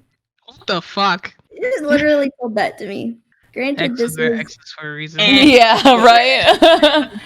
Granted, there was lots of other problems with that relationship that we will not go into, but like, that's the most horror story. I'm so surprised though. She sounds so reasonable. Yeah. And then I actually flew to New Jersey once. There's the sip again. I know. I actually flew to New Jersey to meet her family. And her mom outright told me that she didn't like me as her daughter's relationship person for multiple reasons. One being that I was, like a person of color. The mom was the person who was half Puerto Rican, by the way. Not the dad. The dad was the Ed Sheeran. And among other things, that like I wasn't a man and that I was short and that like it was adding up for this person. And I'm not like the most athletically built. She also threw that up in my face. I was like, okay, cool, thanks. Yeah, so that's been like my most horror story filled of racism in a interracial relationship. But my most recent ex, and the reason I bring it up is because for me, there was such a huge disparity between my first ex and my most recent ex. Because my most recent ex, strangely enough, was also half Hispanic, but they are half Cuban and also had red hair. Yeah. But they were very knowledgeable and was like, I may be half Cuban, but I'm white. They were like, I'm white as fuck.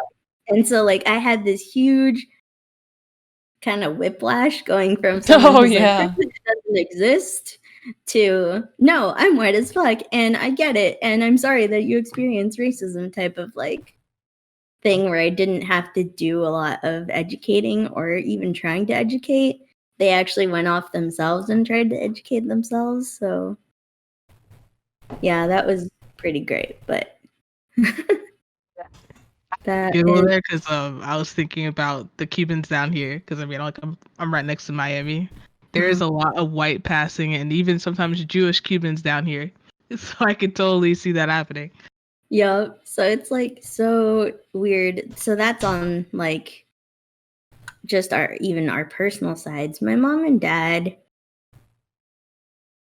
interestingly enough, I don't never really like broach the topic of race. I know my dad is racist towards a group of a certain race, and like that breaks my heart. And I know I had to do some unlearning myself because I did grow up learning it from him. But that's the only like time my parents have been like, you can't date. And I'll just say it, they were like, you can't date someone who's Black. Like my dad told me that. Yeah. My See, mom. That breaks my heart. Hmm? That breaks my heart. My chances. He's learning. He's learned, actually. He's learned since then. Don't worry, Rec. The U-Haul's still on. Yes. No, but my mom, it was more like the hurdle of being gay that they had to, I guess I like threw the hardest hurdle at them first. I was like, here, I'm gay. Cool. Okay, now what if I date people? Yeah, I know. Unconsciously, I just did that. Now what if I date someone who's not Mexican or Indian? And then that seemed like a little bit easier, quote unquote. Yeah. So that's my experiences. That was something my family told us too. My grandmother, who like I did not hear many instances. She was the oldest, and like, you know, biologically she would have been my great grandmother, so she was 96 when she passed. I heard only a few instances of like racism in her language.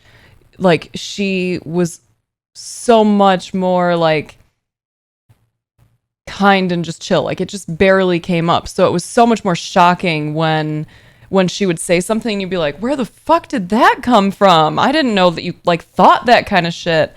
But when my sister and I were younger, we were in like high school and we were told we weren't supposed to date either. But like that doesn't happen. Quit telling your kids not to date. They're gonna date. Get a grip. Get a grip. But yeah, my grandmother told us like out of nowhere, if you ever date a Black guy, I'll disown you. And that was so shocking to come from her. And we were like, what the are you kidding me?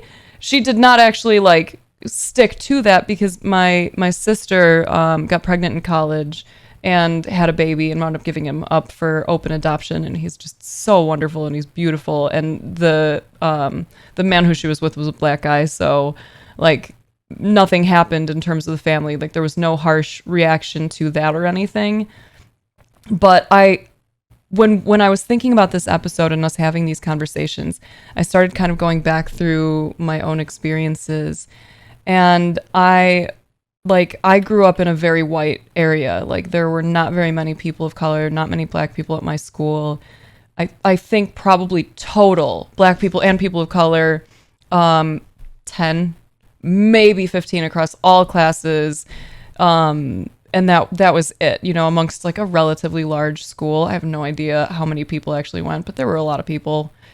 And I remember, like, you know, girls tend to develop a little faster than the boys do. And because I'm a little taller for a girl, like than the average girl in the US, I hit my full height in like, I think junior high.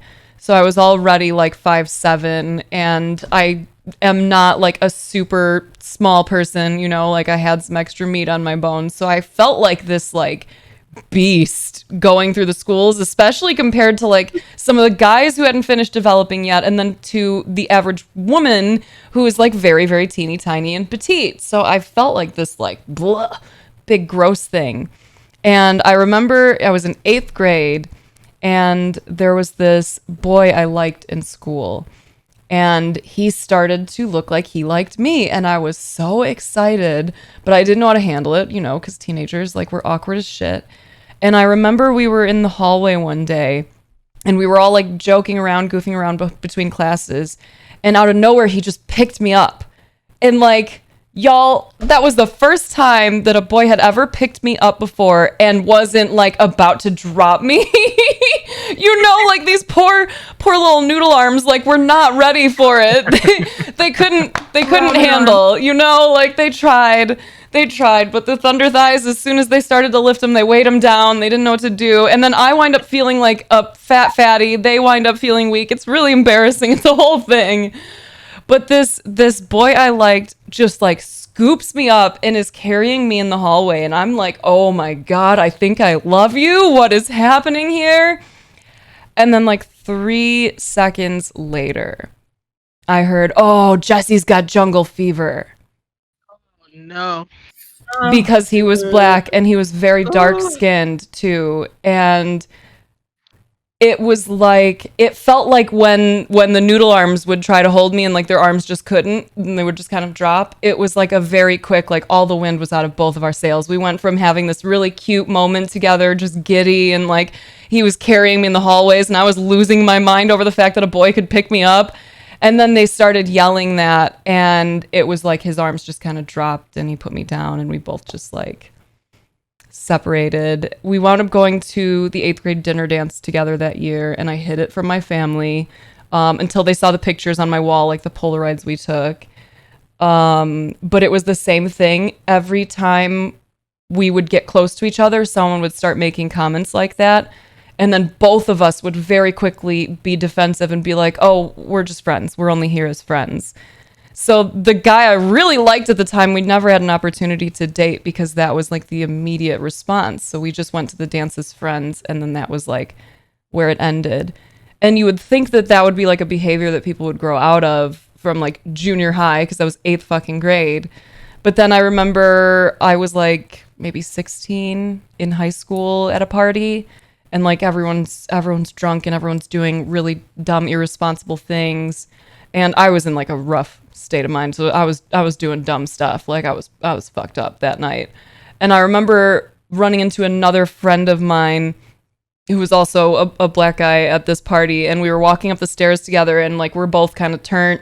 And one of us spilled the other one's beverage. And so we like, you know, ran to the kitchen to get paper towels so we could come back and start cleaning it up. And it's that same, like, you know, your co-conspirators, everyone's giggling, like there's this really cute moment, and you're like cleaning up the mess with your paper towels, and every now and then you lock eyes and it's like, oh, no. And then right as we got like a second away from each other's faces, like right there, someone walked in and the same fucking thing happened. Oh, Jessy's got jungle fever. She's with so-and-so now. And we just immediately split. And that was it. Grow up. I know, it's so sickening. And like Bossy was saying, you know, there's so much we have to unlearn. Like, I really hope that all of those kids from those parties are at that point in their lives where they have unlearned that kind of shit. Because, you know, that's not something that they created in themselves. That's something that they heard. Like, no young kid knows what the fuck that means unless someone told them. True. I've actually had a couple people reach out to me ever since the pandemic happened and, you know, Black Lives Matter movement really came to fruition. I had quite a few people from middle school, high school actually message me. And just like, I've had a couple apologies. I've had a couple people asking what they could do to make a difference, but not seem like they're trying to overstep their boundaries when it comes to helping. And I thought that was just so eye-opening to see some of these people who were actually some of the biggest bullies in school turn around and be like, wait, I can help. Like, yes, I have privilege, but let me help with that privilege. Let me try and push this forward. So it's been very eye-opening to see that. And then on the other side, it's very eye-opening to see the people that might not need to be on my news feed anymore ever since this happened. So yeah, on both spectrums. How did that feel, getting the apologies? And I mean, I guess any of the messages. Did a lot of that feel sincere, or was it another one of those like, oh, I'm not going to tell you how to do your own fucking job, ally?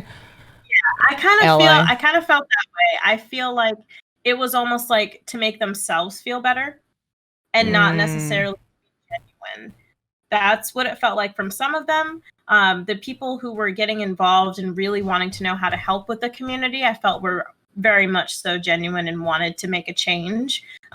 But there were some people that it just felt like they maybe saw a video and were in the moment and they were like, oh my gosh, this Black girl in high school that I might have said something to, let me say I'm sorry really quick and then go on with my life, sort of thing. It was the trend. Exactly. It was a trend. It was trendy. I tell you what, I have never seen my inbox so full of bullshit in my life.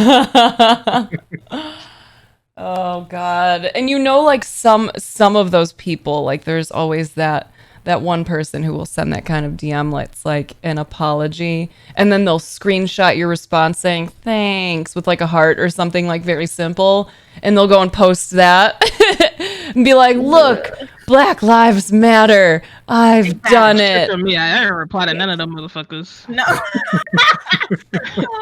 Like people coming back around, like after I made like that big ass post and whatever, and it's just like, oh my god, I'm so sorry. I was like, yo, get the fuck out of my man. Get the fuck out of my DM. You I don't get felt like that for a couple people, but there were some that felt very, very genuine and felt very like concerned about what they could do. So I felt I can get the energies from people. So I definitely felt them out and kept in contact with them. But there were definitely some fake fuckers in there. For Yeah, sure. there was levels to this shit, but I was at that point where I was like, no, fuck all y'all. I got to a point where it's very much fuck all y'all. Yeah. Because I was getting that not only through like the folks I've met through Twitch and like Twitter, but I was also getting it from work. That was my first thought. Is like, God, you were just all angles, man. All fucking sides, bro. I was like, nope. Don't I mess feel with me that. for shit. Don't ask me for shit. Don't even look in my fucking direction because this next meeting is about to pop off and somebody's gonna end up in HR. It ain't finna be me. I have Especially mixed because- feelings about that too. Go ahead, LR. Yeah. Especially because like why are people coming around now? Yeah, Mm-hmm. because it's trendy and convenient for them to That's come around. trendy. I think that Like- we do have to acknowledge that there is maybe a smaller group, but there are some people who genuinely are like, oh fuck, I missed a lot. Like this Right. year really did put it front and center for a lot of people who might not have experienced that. In the same way that like Ed Sheeran didn't quite understand your feelings when you were in the car, and Bossy's ex didn't quite understand like the airport stuff. Like there are people who still have not interacted with a person of color or a black person or have not seen any of that kind of shit. So there are some people who genuinely have had their eyes opened. I Right. agree. It's just I hard for agree, me but you can tell to. the difference. Yeah, it's hard. I understand that's a reality for some people, but it's also hard for me to understand that because I'm still able to see it just purely through a lens of like the content and media we consume on the other side of the world. Mm. And I'm still able to see the shit that's wrong in the States. So like, how are you not able to see it? Mm, Because they've been immersed in it so much that it's normalized. Mm-hmm. I get the Right. normalization. Like Yeah. I get that. Right. But like I said, you can tell the difference. You can tell the difference Right. between someone who's just like, holy shit, my education was whitewashed versus I don't see it happening, so it Yeah. can't be happening. Like you can Mhm. tell. I don't care if you're purple. I love everybody. If you don't get your mother Confederate flag ass out of my face. There's also the other end of that spectrum too, right? Like there's the people who it does finally click for them, like, holy shit, oh my god, my education has been whitewashed. Oh my gosh, racism is everywhere. Oh my gosh, it's systemic. And then they crumble under that. And then they reach out to Crash. the nearest black person or the nearest person of color and ask them to help like assuage their guilt. Like, hey, help me out here. I don't know what to do. I cry all night. White guilt, yeah. Yeah. And I That's just the tell them thing. I don't care. I don't cry till dehydrated. I don't care. You have Google. There are Or big. many books. I have a list for you. If you're experiencing white guilt, just look them up. There's literally a book called White Fragility. Just search up Yes. White Fragility. yes. And one of my best friends went off when all this stuff was starting. She was posting on her Instagram stories all these books that people can read, all these articles you can read, everywhere that you can, participate in protests, everything like that. And I was like, bestie? I was looking at her like, wait, what happened? Like it was just so amazing to see her support. And I know that she was supportive beforehand, but to see her just fully immerse herself in making sure to get the message out to everybody that she knew because of her privilege, it just was just amazing to see that. So you do know when it's when it's genuine. You do know. You could definitely tell. But yeah. Mm. I can relate that only to my experiences of being like a woman, you know, Layman's. especially after all the shit that went down, you know, with all of the shit that went down, like coming forward and talking about things. There were some people who reached out and it was like, oh, you're hurting over this. You genuinely like feel bad about that. I can dig it. That's tough. And then there were some people who like it seemed like it was supposed to be up to me to help them to not be upset over learning that something had happened to me. I'm like, oh, okay. Okay. That's a thing. Mm-hmm. Yep. Oh man. Well, this would probably be a good time to tell the folks here in chat with us if you have any questions. We will be taking questions. You just have to let a moderator know. I think Tony is probably your best bet. I think he's helping us update the list today. But if you have any questions for any of these lovely folks here, by all means, ask them. One of the things that, like you said, right, like is like, go, I don't have time, like Google this when it comes to like dealing with your own feelings, right? Like the white people who are really finding themselves hurting over this. When you are here, part of the reason we're doing this is so that you can take this information and try to run with it, you know, to take this and reflect and try to learn from it and grow.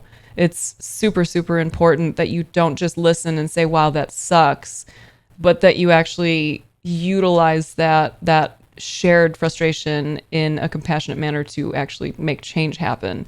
And especially if you benefit from privilege, like you gotta use that privilege for good. Like now is the fucking time. Holy shit, is now the time. Whew. Please vote. Please. Yes, please. Can I put a book plug in here? Of course you can. You can do whatever the fuck you want. Since Yeah, my bossy, screen boss. is so bright. Look at that. I saw that. Like, I'm blinding myself.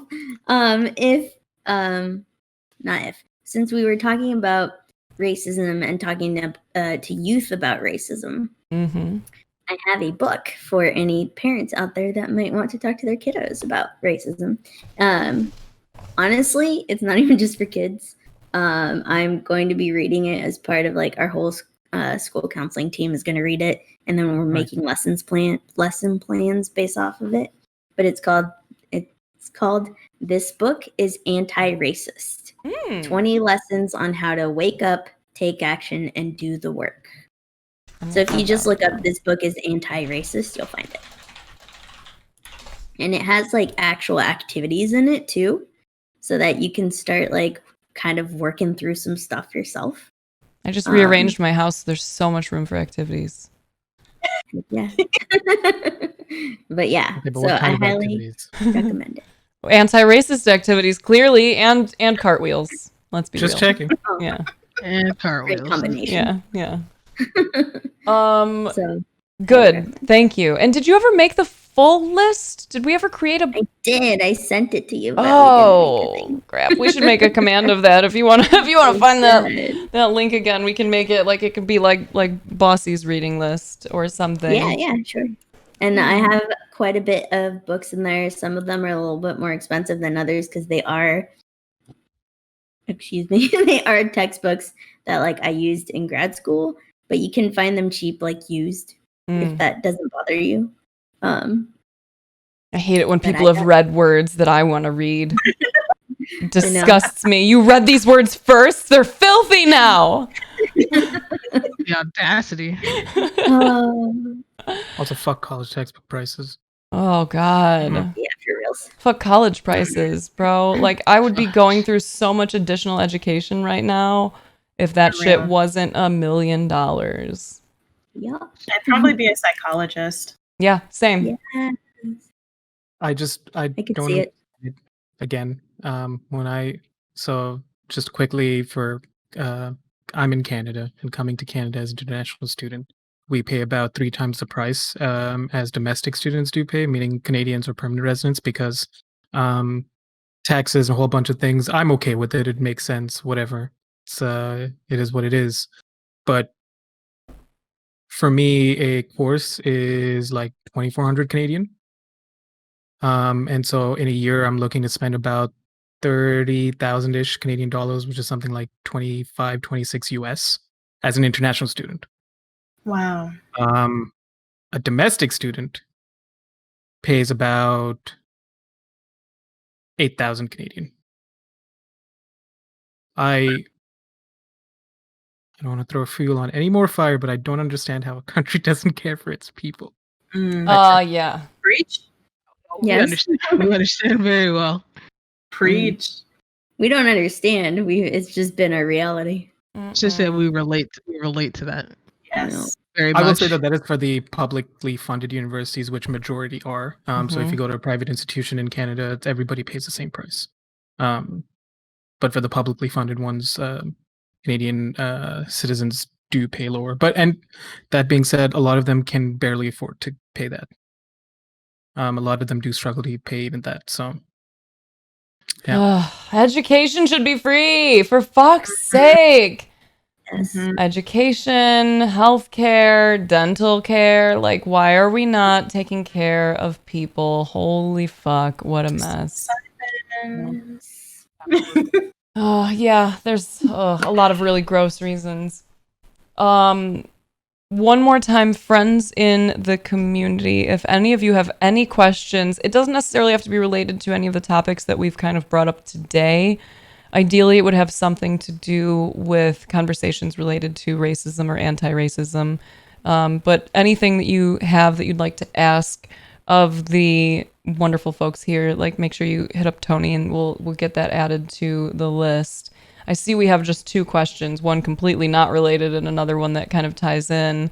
But before we get to those, I'll leave it more open for a second here. T and other lovely co-hosts here, is there anything else that you want to talk about this week or that you think is important given some of the subject matter of what we've gone through so far? I think we've talked about so much, and I love that. I think the biggest takeaway for me is that knowing other people had to unlearn things as well, and not, realizing that you're not so alone in that aspect, and that everyone has to unlearn something because society is just so fucked up. So yes.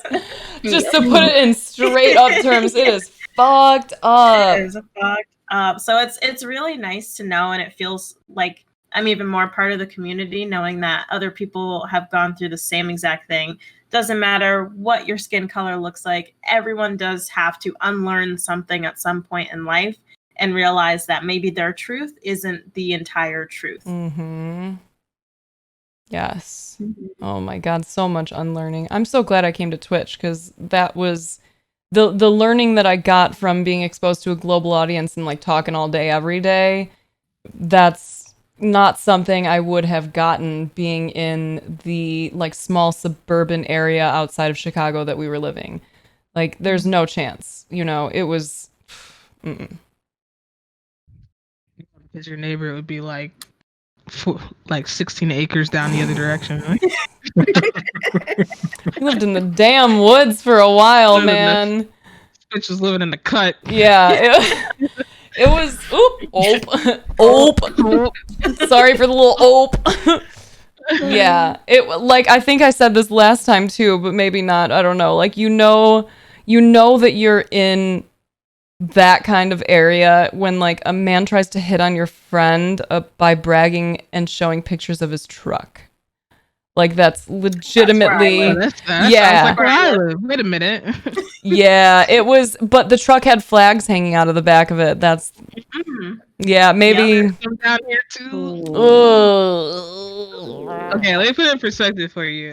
The school center that I went to for 13 years of public school was down the street from a rodeo ground. So yeah, I seen them trucks plenty. I see them. Do you know that I knew how to I was in a rodeo once? Did you know Yeah, that? I know that you knew how to use a rope. No, I was talking about barrel races, you sinner. Excuse me? Barrel I races. just said you knew how to use a rope. I didn't say what you was doing with it. Well, I mean, I don't have any more wine to sip. sip that water. Oh my God. I did have a nice little wrap up. Ooh, I love it. Wait, no, I hate it. I don't care. I don't care. Literally don't care. Yay! The fucking Nailed it. look. He's like, fucking smooth brain, just shut up. The man is speaking. I want to break it down in terms and maybe that people understand. Do you go through phases where you eat dry turkey? Do you just merely boil your chicken? Well, guess what, friends? With the addition of a few simple ingredients and seasonings, you can bring a whole bunch of taste to your life. And such too must we treat these relationships that we build with people from all different cultures and backgrounds. Just think of them as different spices. Sprinkle them in here and there, and your life will be all the more flavorful and better for it. Oh my god. Yeah. Dead. That was like a lovely bedtime story. It was. Have you, it sounded like it was the start of like one of those daytime commercials. Like, have you or a willful and ever had? So you may be entitled to compensation. Except in this instance, it's you may be entitled to some wet ass poultry. Get a baster and a pot for that wet ass poultry.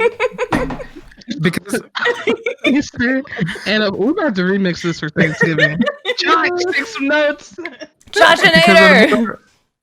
On a more serious note, like when I think about all the different people I've met and the fact that, because I grew up around Filipinos and, I can almost almost instantly recognize Filipinos out in the world here wherever I go. And then if, just saying a simple like thank you or hello in Tagalog and it just automatically fucking lights them up. Or if I do that, even with a lot of the Korean people I meet, like, because I can imagine what it's like to see somebody else who's not part of your culture take the time to learn something about your culture. Right? And not just to appropriate it, to actually like enjoy it and what is the word? I don't know, I lost it. It doesn't matter. Hence the seasonings reference, because that's really honestly what it is. Why just sit and have bland food when there's a whole world of like all these different flavors, colors, smells, all these different things you could experience, and not just sit in your fucking truck and I don't know what do you do in a truck. They seem You unnecessary. fucking just go through McDonald's and like sit in a parking lot with other people. Unless you're constantly hauling things, they seem unnecessary. Is everybody in the States worried about their dick size? Do you truly own a for drive-in movies? Fair. Where you put like, I could see that. Comfy in the back and then lay down. 100%. Yeah, I like that. I like Shut that. up, Rick. You truly own a truck if you don't attach truck nuts to it. That is a great question. The truck nuts are important. The truck nuts make it, and you have to like make sure the truck's jacked up, so you need like a step ladder to get. I always need a step ladder to get it. Listen, Bossy, when you decide to finally come down here to Miami so I can show you everybody in a bikini every 4 steps, I will yeet you into a truck. Rick okay? is trying to kill me, Snaps. We will take Death by bikinis? That's not a bad way to go, though. It's not. I'm not mad at that. Listen. I was trying to let Bossy know. Could be worse ways to die. Yeah, right. That some of the stuff that we were looking at, like, listen, like you can see that at any point in Miami at any time. Just gotta get down here.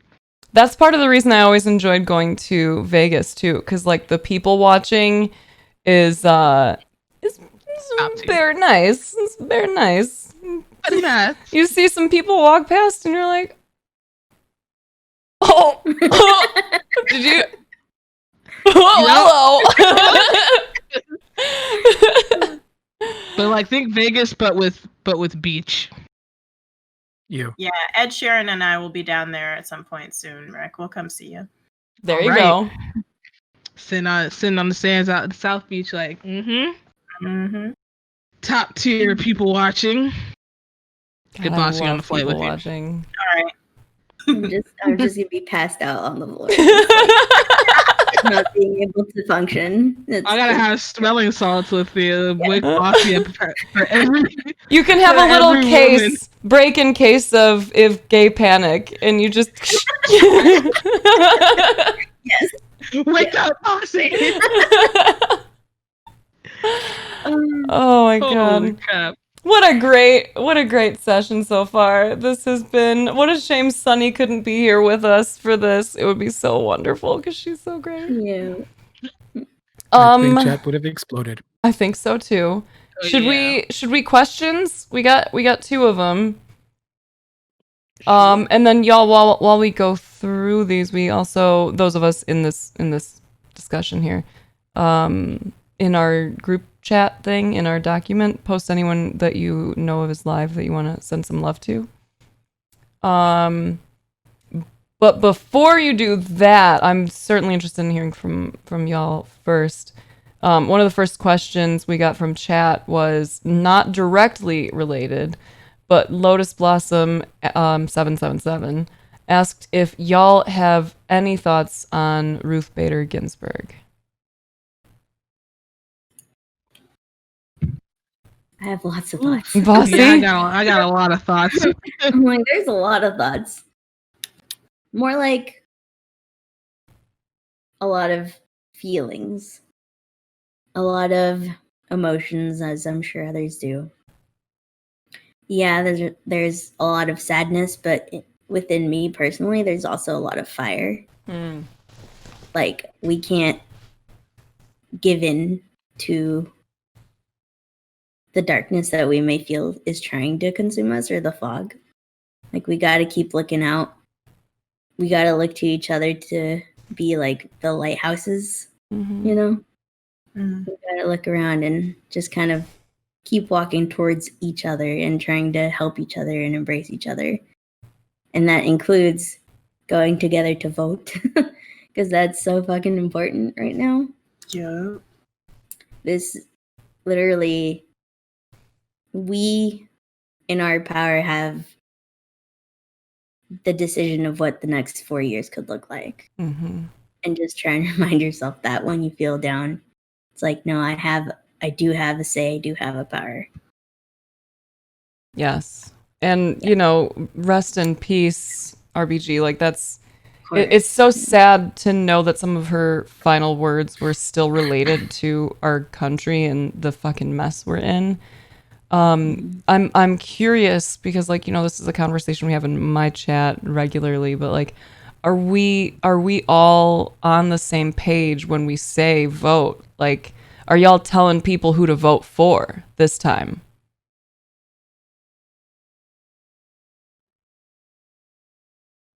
Can you more of repeat that?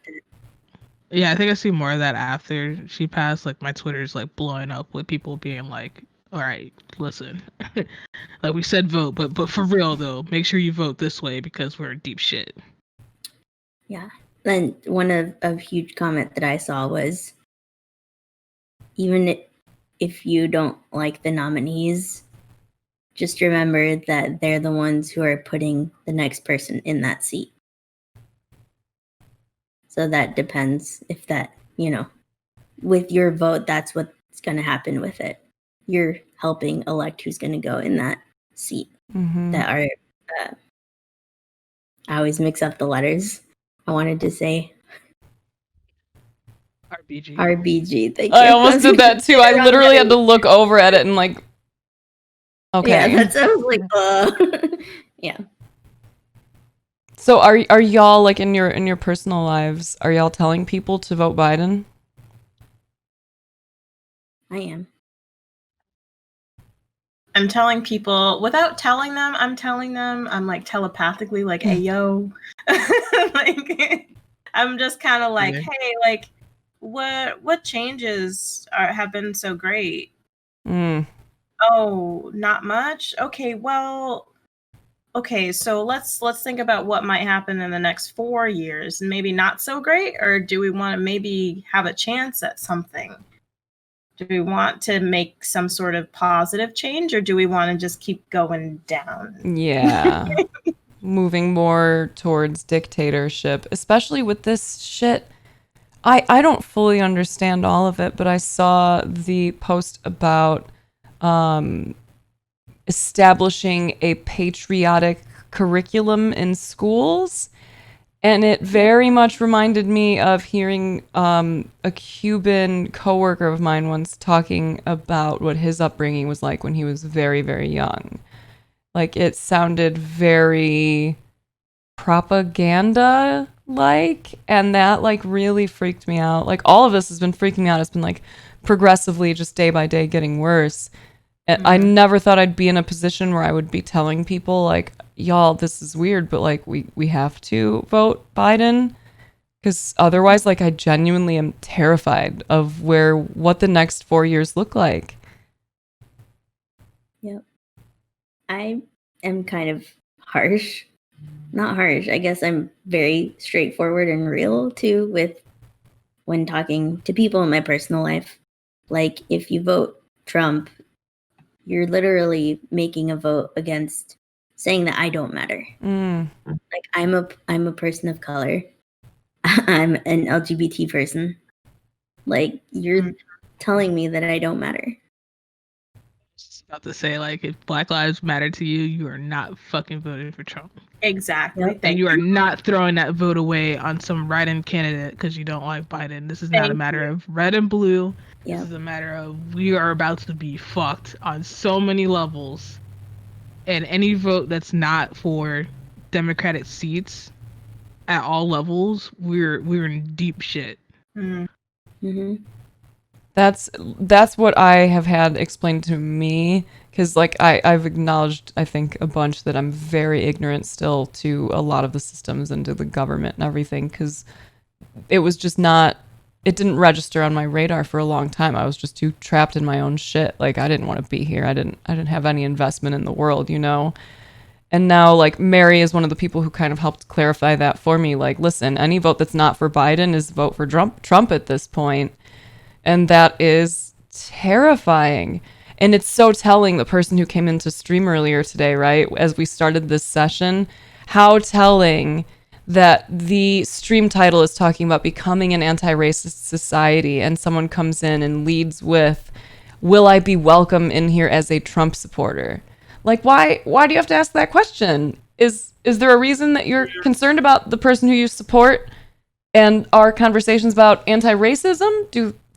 Is there some correlation there that maybe we're missing? Maybe because the fucking guy is a racist? Is that possibly what it is, that you acknowledge that he represents white supremacy in our country at this point? And there it is. He's a long list of a lot of things. Oof. Well, shit. I mean, raise a glass to RBG. Of course. Rest in Love peace. to drink. Raise an imaginary glass of love. Next time we go outside, pour some out for the homie to honor our newest ancestor. Find some brown liquor and pour some out. That's right. Okay, so words. I just want to say, I don't like, the people that I interact with are going to vote, and I know that a majority of them supported Bernie, and I think they understand the system more than I do, so I'm sure they're going to be voting and voting the right way, I hope. But as a person with no influence beyond just talking about it, I'm just really glad the US-Canada borders are going to stay closed for a little while longer. I really am, because Canada's doing okay, and we don't need any of that discord coming up this way. What a weird thing. I feel you. And I hear you don't say like Canada's thinking doing like that. okay, but Relatively. but I'd like to say relatively, because we have problems of our own. But at this point, though, like, you compare another country to the U.S. and it's like, oh God, wow, they've got so much that we don't. Like, we're such a shit show now. It's such a weird feeling for so many of us who were raised so patriotically. Like, wow, America is the place. You should be really proud everywhere you go. You're an American. And now it's like, Get me out of here. I'm from America. It's not just us. Like it's sold that way to to everyone else for the longest time. That America is the place for your Dreams come true. free dreams to come true, The and you wouldn't be dream. oppressed here anymore. But obviously, It's, and I don't like feeling that way or thinking that way or being, grateful that the borders are going to stay closed, because I'd like the opportunity to go visit my cousin when her wedding eventually happens, come see my friends. But, I've mentioned before that even flying to fucking Florida, Tampa as a bearded brown man, I was like, from all the things I've heard about Florida, just as an outsider, should I really, will I be okay? Will I be safe? Yeah. Even driving down Will to there be Seattle, seatbelts I'm on like, my alligator that I ride to my Airbnb? first of all, we ride panthers here. Okay, you ride alligators when it's raining. Okay. because they get the speed boost in That their was my mistake, my they need to stay bad. hydrated. It's like when you have to put on your fucking snow tires up in them northerner areas. Okay, I didn't even say anything though. Like, why are you coming for me? it's like America's hat. Yeah, I don't know, I just feel scared for all my friends, for all of you, for anybody who's even remotely like a shade of not Wonder Bread, For anyone who doesn't have to look for the picture on the poultry seasoning to figure out what it's for. Excuse me, what are you gonna use this for? Ma'am, there's a picture of a bird on it. Do you know what a poultry is? I gotta clear this up first. Do you know what is a poultry? Did you say cow? Oh, look at the time. I gotta go check out. Watch them turn the poultry seasoning to like a one seasoning for everything kind of shit. Oh god. Gotta go on everything. I just made some eggs. Instead of something like complete, like it literally says it on the complete seasoning, but they're gonna use. All right. We could have lots of conversations on the adventures of the unseasoned, but someone can make a comic. All y'all artistic folks create a comic, Adventures of the Unseasoned, and we'll all tune in. It'll be great. But in the meantime, we're gonna jump to the next question on the Q&A list we got here. Oh, dope. Okay, I see y'all posting stuff. And remember, if you want to ask a question of anyone here in this discussion, just post the question in chat. Someone will add it to the Q&A. But the question was, how do you start conversations with family members when dealing with race or sexual orientation who are not very accepting of it? I'm not the best person to talk to about this because I didn't start a conversation. I just did whatever the fuck I was going to do. And if they had a problem with it, they were going to get stuck with it. Okay. I think with my parents, my dad's very accepting. So I never had any issues with him. With my mom, like I said before, like having a little bit of the abrasion when talking about the LGBTQ community. I do identify as bisexual, so even if I'm getting married to a man, it doesn't matter. But hey girl, hey. Okay. But with talking with my mom, having some of those conversations, she never knew that about me growing up, so it's I don't want to say it's strange for her, but I think she's unlearning too. So now that there's someone that is directly in her family, talking about these sorts of conversations, and it's not just something she's seeing on TV, it's a little bit more real now. It's a little bit more, okay, how do I process this correctly? And how do I process this and talk to this person without being judgmental or being ignorant or being this, that, and the third? So I think at first it was a little hard to talk to her about certain things, but now it's very fluid. That's good. Bossy, do you have some thoughts on this question? I know conversations with with people about sensitive topics, like that's not something you have any experience in at all. But maybe just for this one. Okay. I'll try to grab something from my smooth brain. Hold on. No, but I have these conversations with families of students actually quite a lot. It's a lot. It's the most difficult thing you're gonna have to do, but you do have to have a little bit of patience.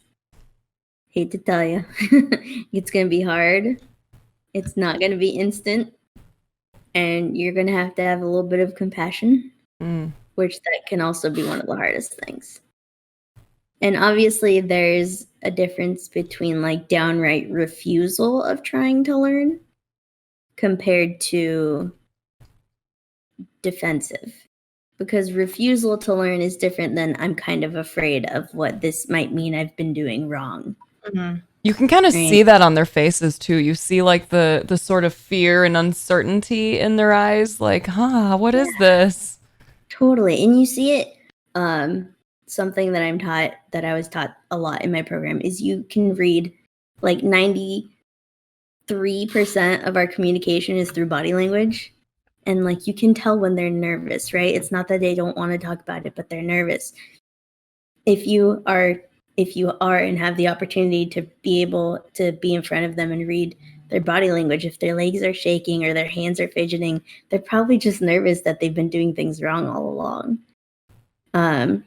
But That's fair. My biggest recommendation, what I try to do is try and be like, well, and this comes with the compassion. I've been there. Like I had to unlearn some things.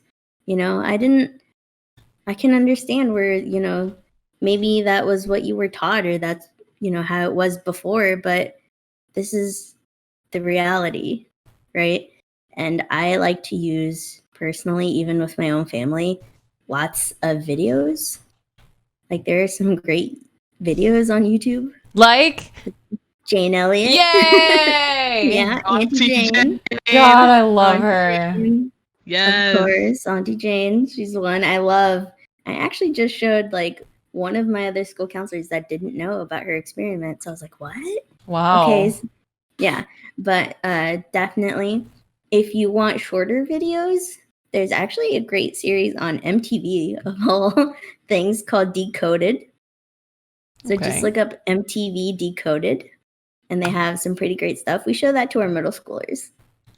Some of them, not like F-bomb ones. But yeah. So like there are things out there. I do like to send my family articles and books sometimes.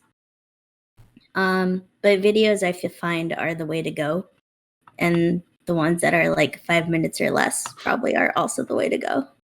Yeah, not everyone. Some people can get really thrown off by like the larger subject matter, right? Like you show them a book, like, here you go. Here's the first book I recommend to you to learning about this, and they're like, I don't read books.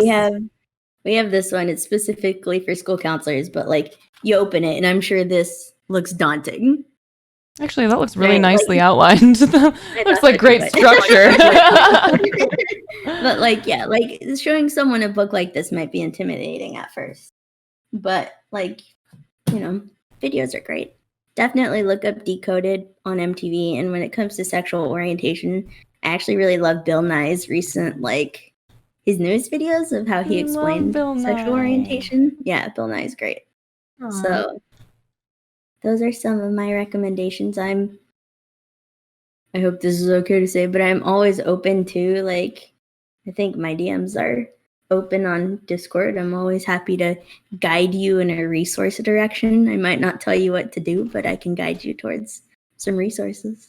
That is 100% okay to say, and it's very much appreciated, especially when we have younger people come in. It's nice when I start to feel like, I don't know your youthful language anymore now that my bones are turning to dust. So let Fucking me Zoomers. let me direct Oh you my to Bossy, because they might be able to help out a little bit and point you in the Wow. right direction of resources, you know?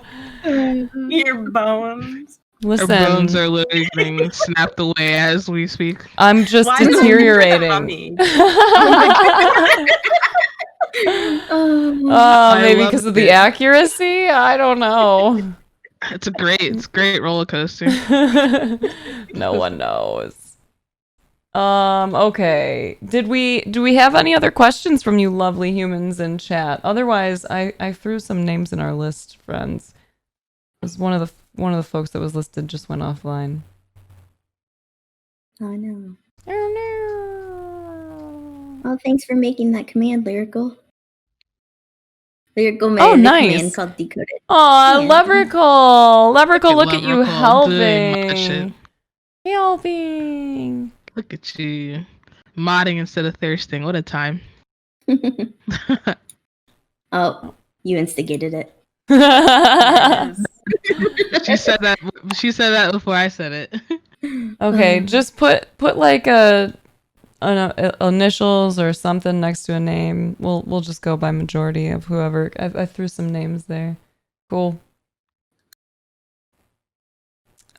T, is there anything else that you specifically, since like, you know, we're going to continue to do this. And friends, again, we're trying to do this on a bi-weekly basis, but like all of us have jobs and lives, and there are like Sunny's got kids and stuff, so sometimes it can be a thing. But we're doing our best to do this bi-weekly, so, you know, you can always tune back in and talk to us, or you can hit us all up on social media. All of our tags are listed around us here. But you specifically now, T, while you're with us, is there anything else that you want to send out to the world before we wrap up today's session? Is there anything else that you think they need to know, be aware of, that they should go research, anything? Yes. Anything spiritual that has to do with healing and soul and shadow work. The best thing to do is to work on ourselves before we can even begin to help others. So I think that's the best thing to take away from all of this, is that whole unlearning process, and the whole, you know, relearning process all begins within ourselves. So doing that work and digging deeper within yourself is going to make your life so much better, and in turn make everyone else's life around you even more fruitful and energetic, I would say. So definitely work on yourselves, and be humble about it. You know, everyone has things that they have to work on. It's not just you. Like we just learned today within the community, there's so much more in common than you have, you know, that you have with people than you think. So work on your shit, get that shit down packed, and then be a beacon of light for other people around you. Beautiful. And before we wrap it up, I see that we had one more question. And it's actually from my sister, which is funny because my sister sent me a screenshot that her and my brother, and one of my brothers and my birth mom are all watching. They've got the laptop up while they're like playing cards together. So y'all say hi to Jill, Franco, and Jasmine. Hi, family. And Joe, Franco, and Jasmine. my little sister said she thinks she may be in love with TeeTarot in the most platonic, respectful way. I was like, I know, right? There's a reason why I just loved her like right off of the bat. She's just so great. But going back to the question she actually had, what are the boundaries you set for yourself in regards to being people of color and speaking about issues regarding racism?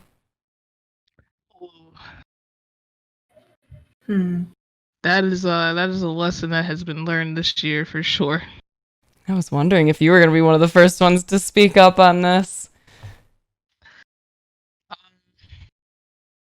I think that my situation's a little bit unique because of how much I was getting at the time. So my boundaries are the stopping distance on that boundary is a lot shorter than some other folks would be. I guess it's just like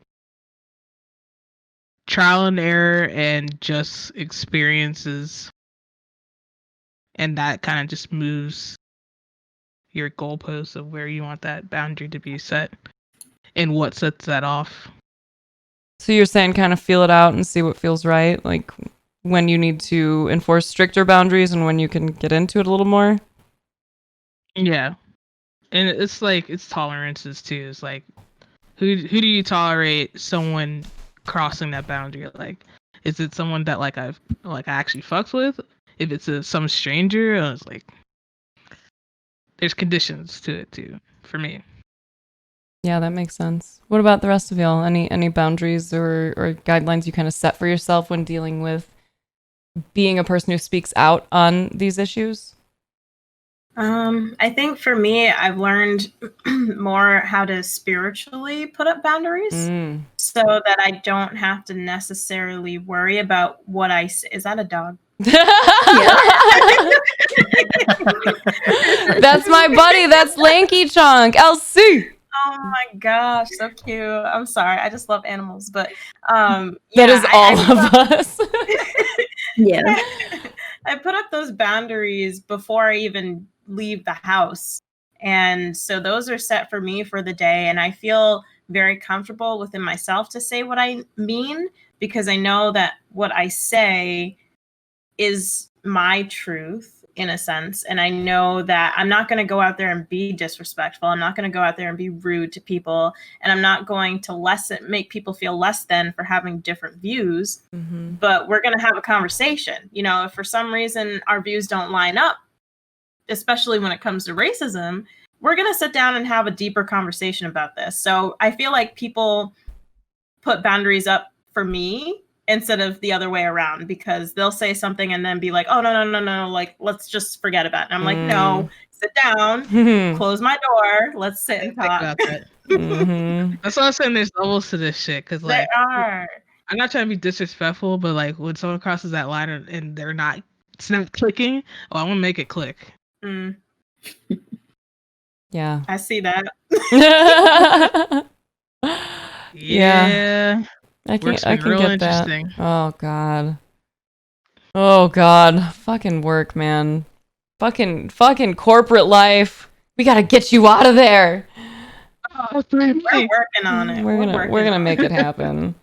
Yeah, that's I think in general, like we're in a time where, whether it's in the work of anti-racism and or something else, like the work of trying to help protect our fucking planet because shit's just such a mess, or we're talking about, you know, activism in the LGBTQIA community, whatever it is, I think whenever you seek to be an activist, it's always beneficial to try to do so in a way that doesn't create polarity, where you're not constantly, you know, turning the other side into villains, because it really doesn't help the conversations. It feels good. It feels justified and righteous in many cases, but it doesn't always help.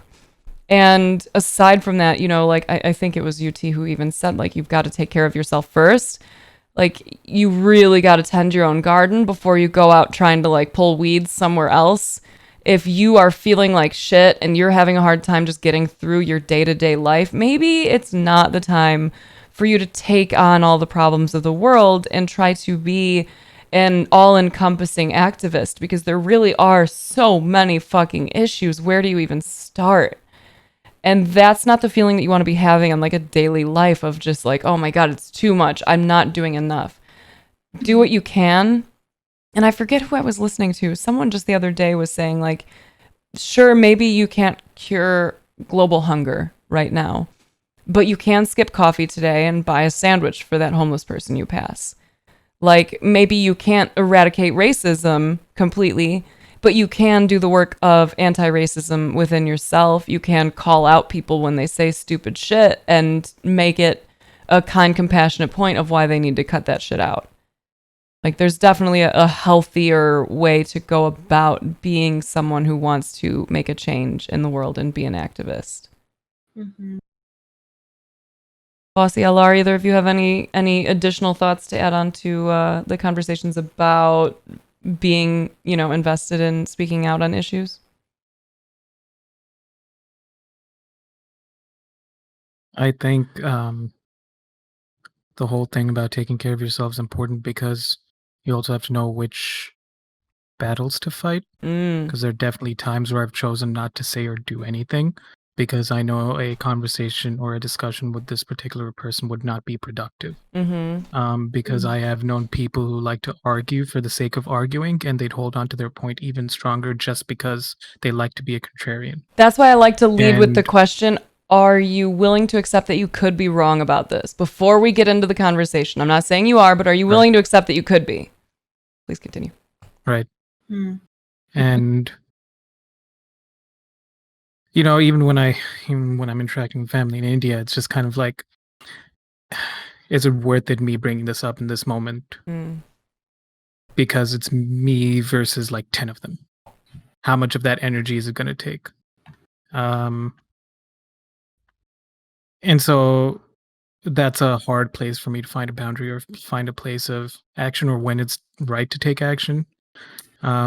But the one thing I have been, so I don't have an answer or like any particular like helpful advice there, but the one thing I have been doing is in general with the people I've gamed with over the years, you know, sitting in Discord or whatever, then, you know, where I grew up comes up, I'd be very like, you know what, if you want to ask, because part of it is also ignorance. I'm like, if you have questions about what it's like living in the Middle East or what culture is like there, ask me and ask me anything. Yeah, you might have stupid questions, even the stupid questions, the ones that might seem racist, the one that might seem ignorant, you would have no idea if they are or they're not.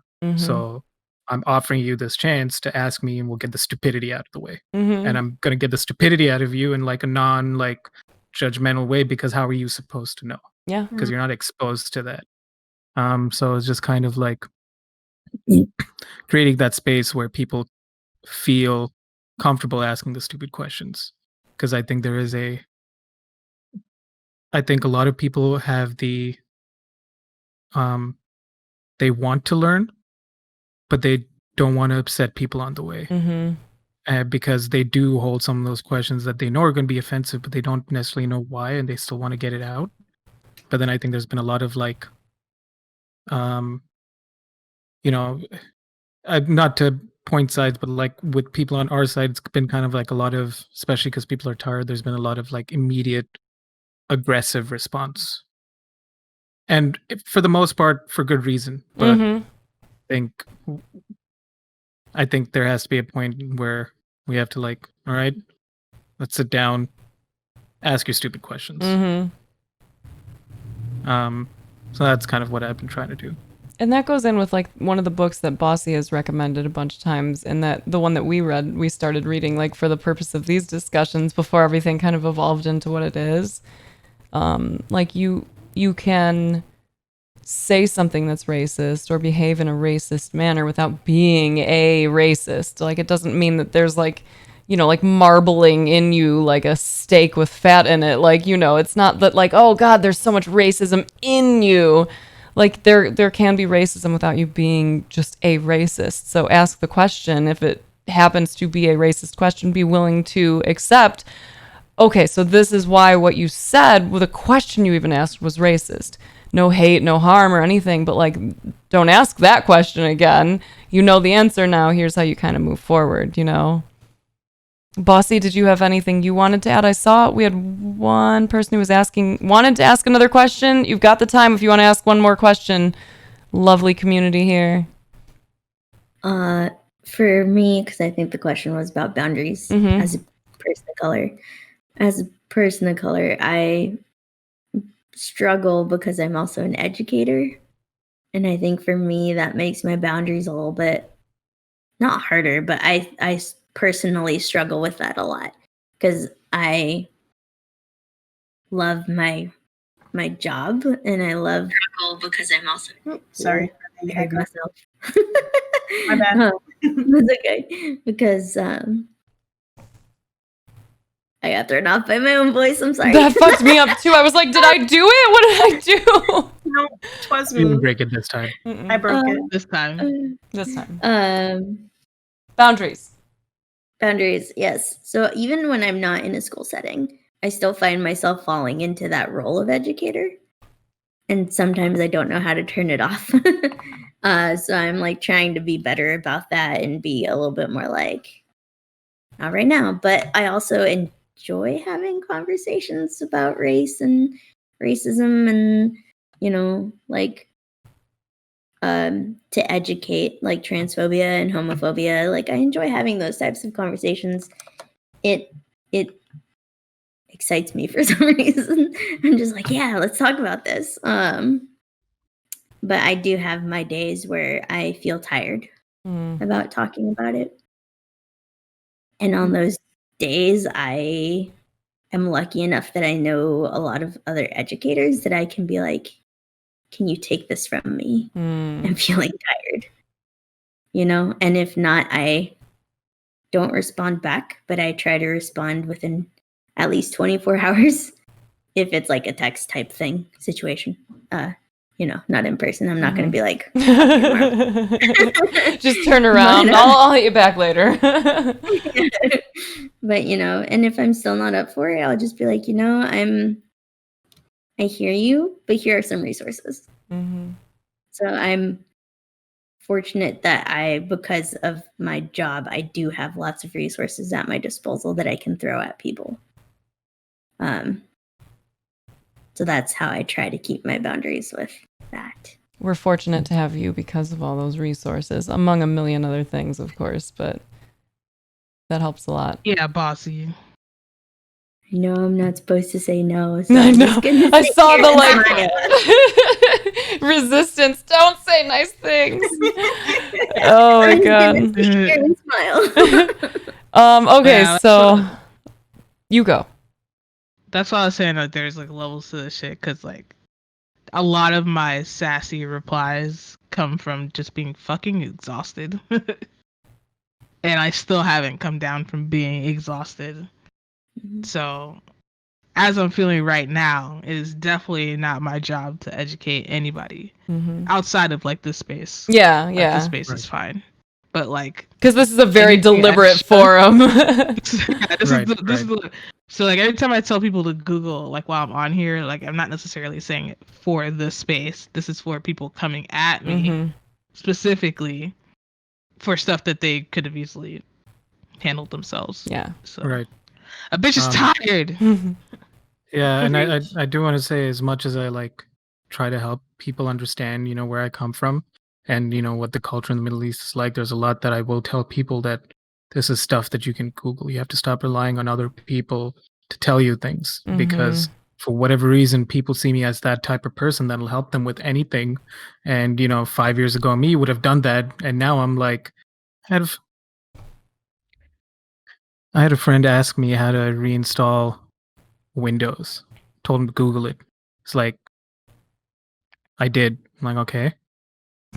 And you gave up? How do I do it? You saw like, search results and you were like, I'll just hit up my friend. Literally, there's like 6 steps. It's literally detailed exactly what you need to do. You don't need my help with this shit. Just Google it.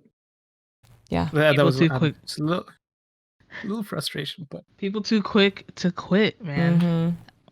Like, I'm just oh my proud of God. LR Instant for not trying to gratification. plug Bing again. Like he only brought up Bing once today. I'm really proud. It is instant gratification and just entitlement. yeah. Yes. And a lot of that is like the whole like guilt and fragility thing, and then pushing that away onto somebody else to kind of help them patch that up. But then it's like, I mean, we can go, it's fucking people, man. Fucking just look up your the shit, hand like, the it's hand not runs that to the hard. forehead. That's when that's like protecting your own energy comes up. Like always, you are number one.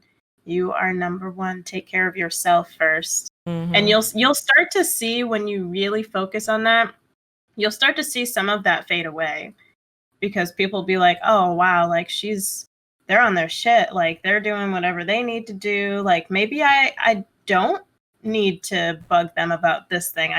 Maybe I could use my own brain.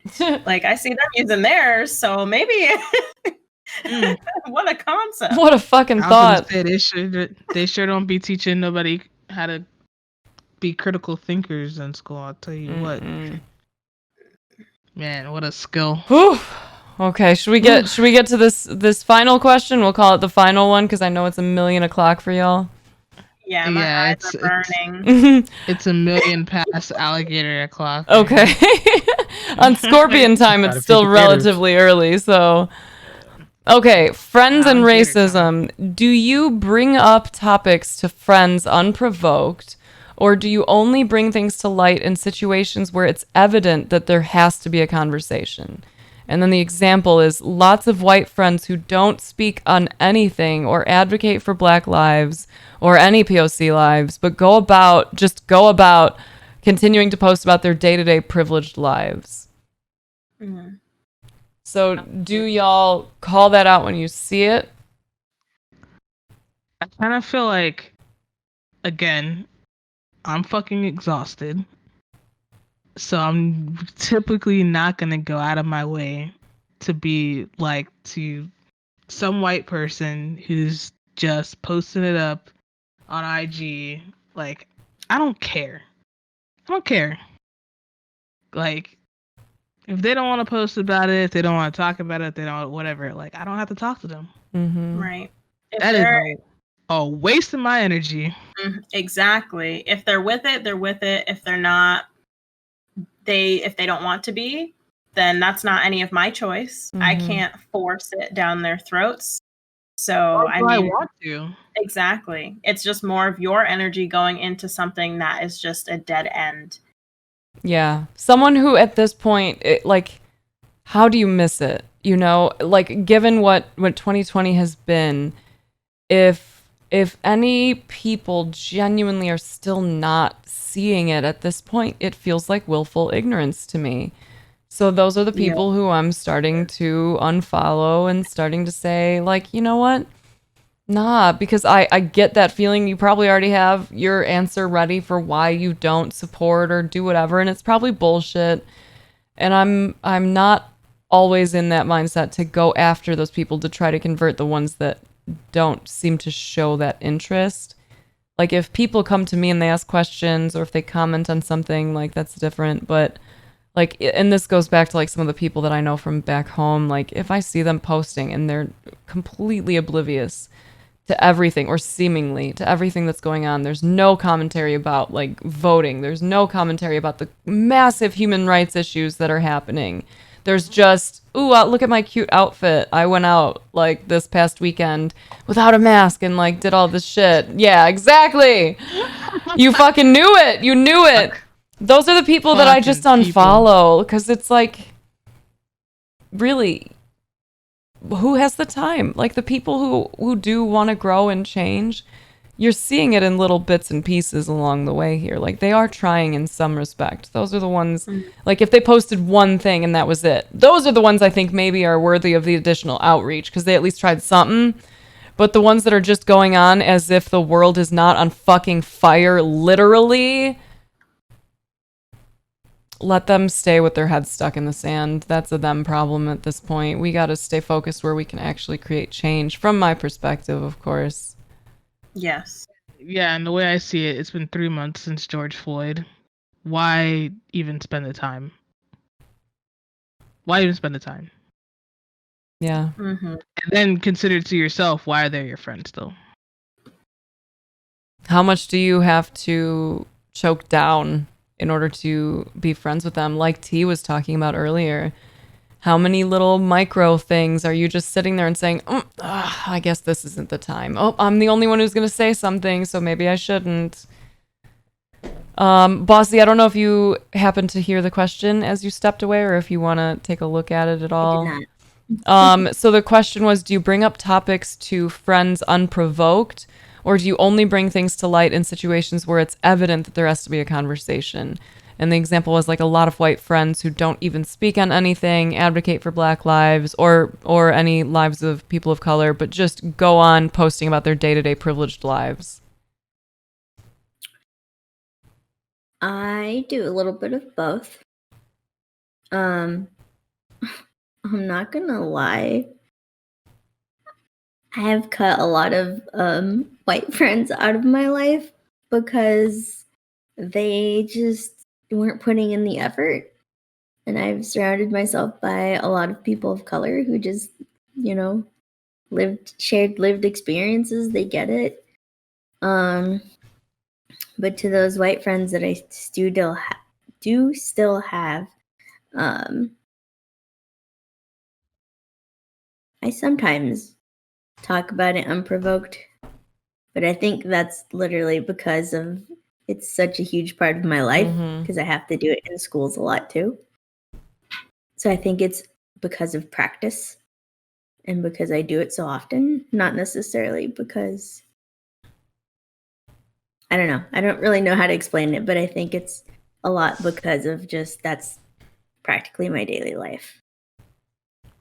I get it. But that's a choice that you made, right? Is like going into it and saying like this is something that is important to me that I'm passionate about.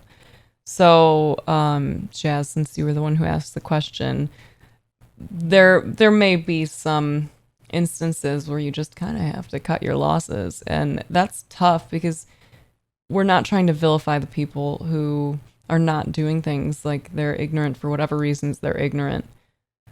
But it's like the impact of microaggressions on like in terms of racism, right? It's those little bits that fucking chip away. And every time you open your feed and you're seeing dope artistic stuff or other cool things you love, and you see fucking Brooklyn and Kennedy out in the world without masks, just sipping on fucking margs, you know, like you're like, bro, you're not nothing, just you and your outfits, just you and your new things you bought. Like, you get so many of those throughout the day. That weighs you down. Like that really does kind of taint your energy. It's pollution. So it's up to And is you it how really much. cutting your losses? That's Yeah, so there's really? no loss here. There's no loss here. There's no loss. that's a really great point. Let Ashlyn go get bottomless mimosas without a mask. Stop. Fucking Michaela head ass.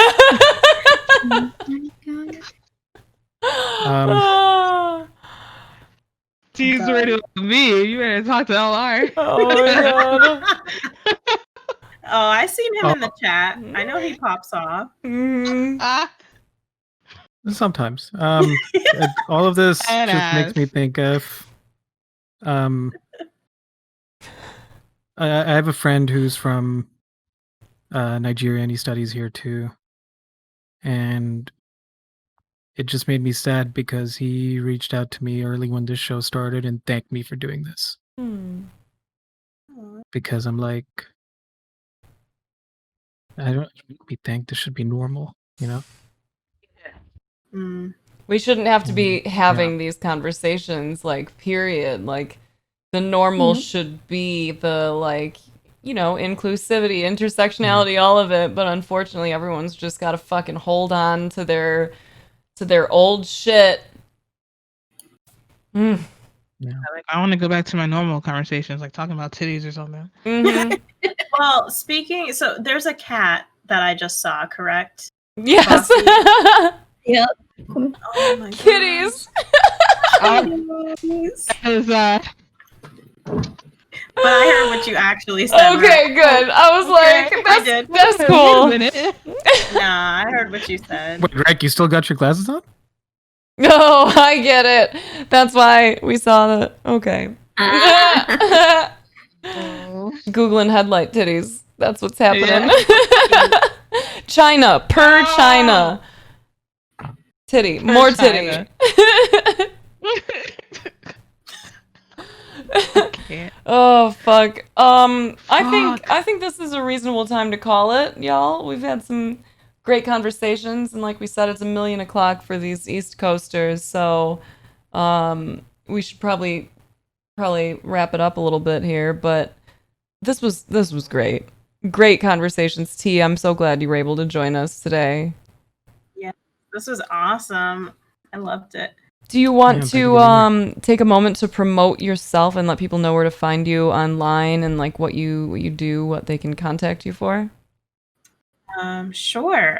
So you can contact me on Instagram, Twitter, Twitch, the same handle everywhere, TeeTarot.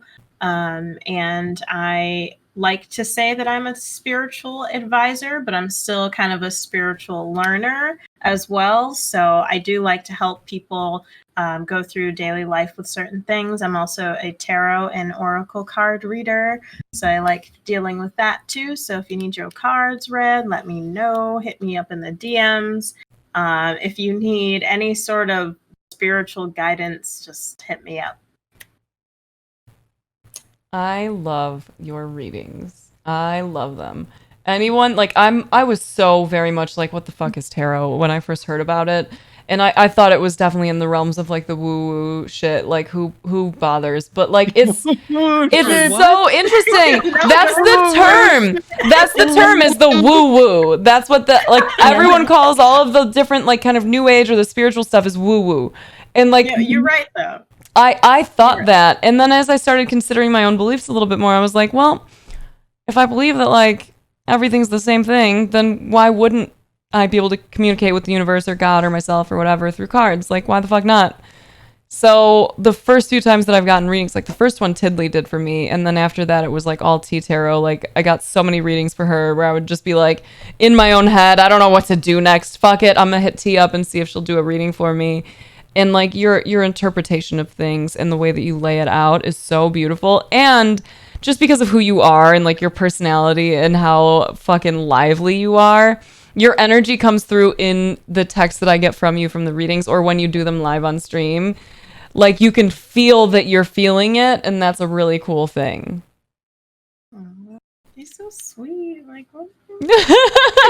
Y'all just make sure you follow her. Get all up in her life because she will blow your fucking mind with her tarot readings, like when she's live on stream. Or you can hit her up and send her some paper, get a nice reading, learn some cool shit, get some cool tools for introspection. It's good stuff. But this was great. Friends, you're so great.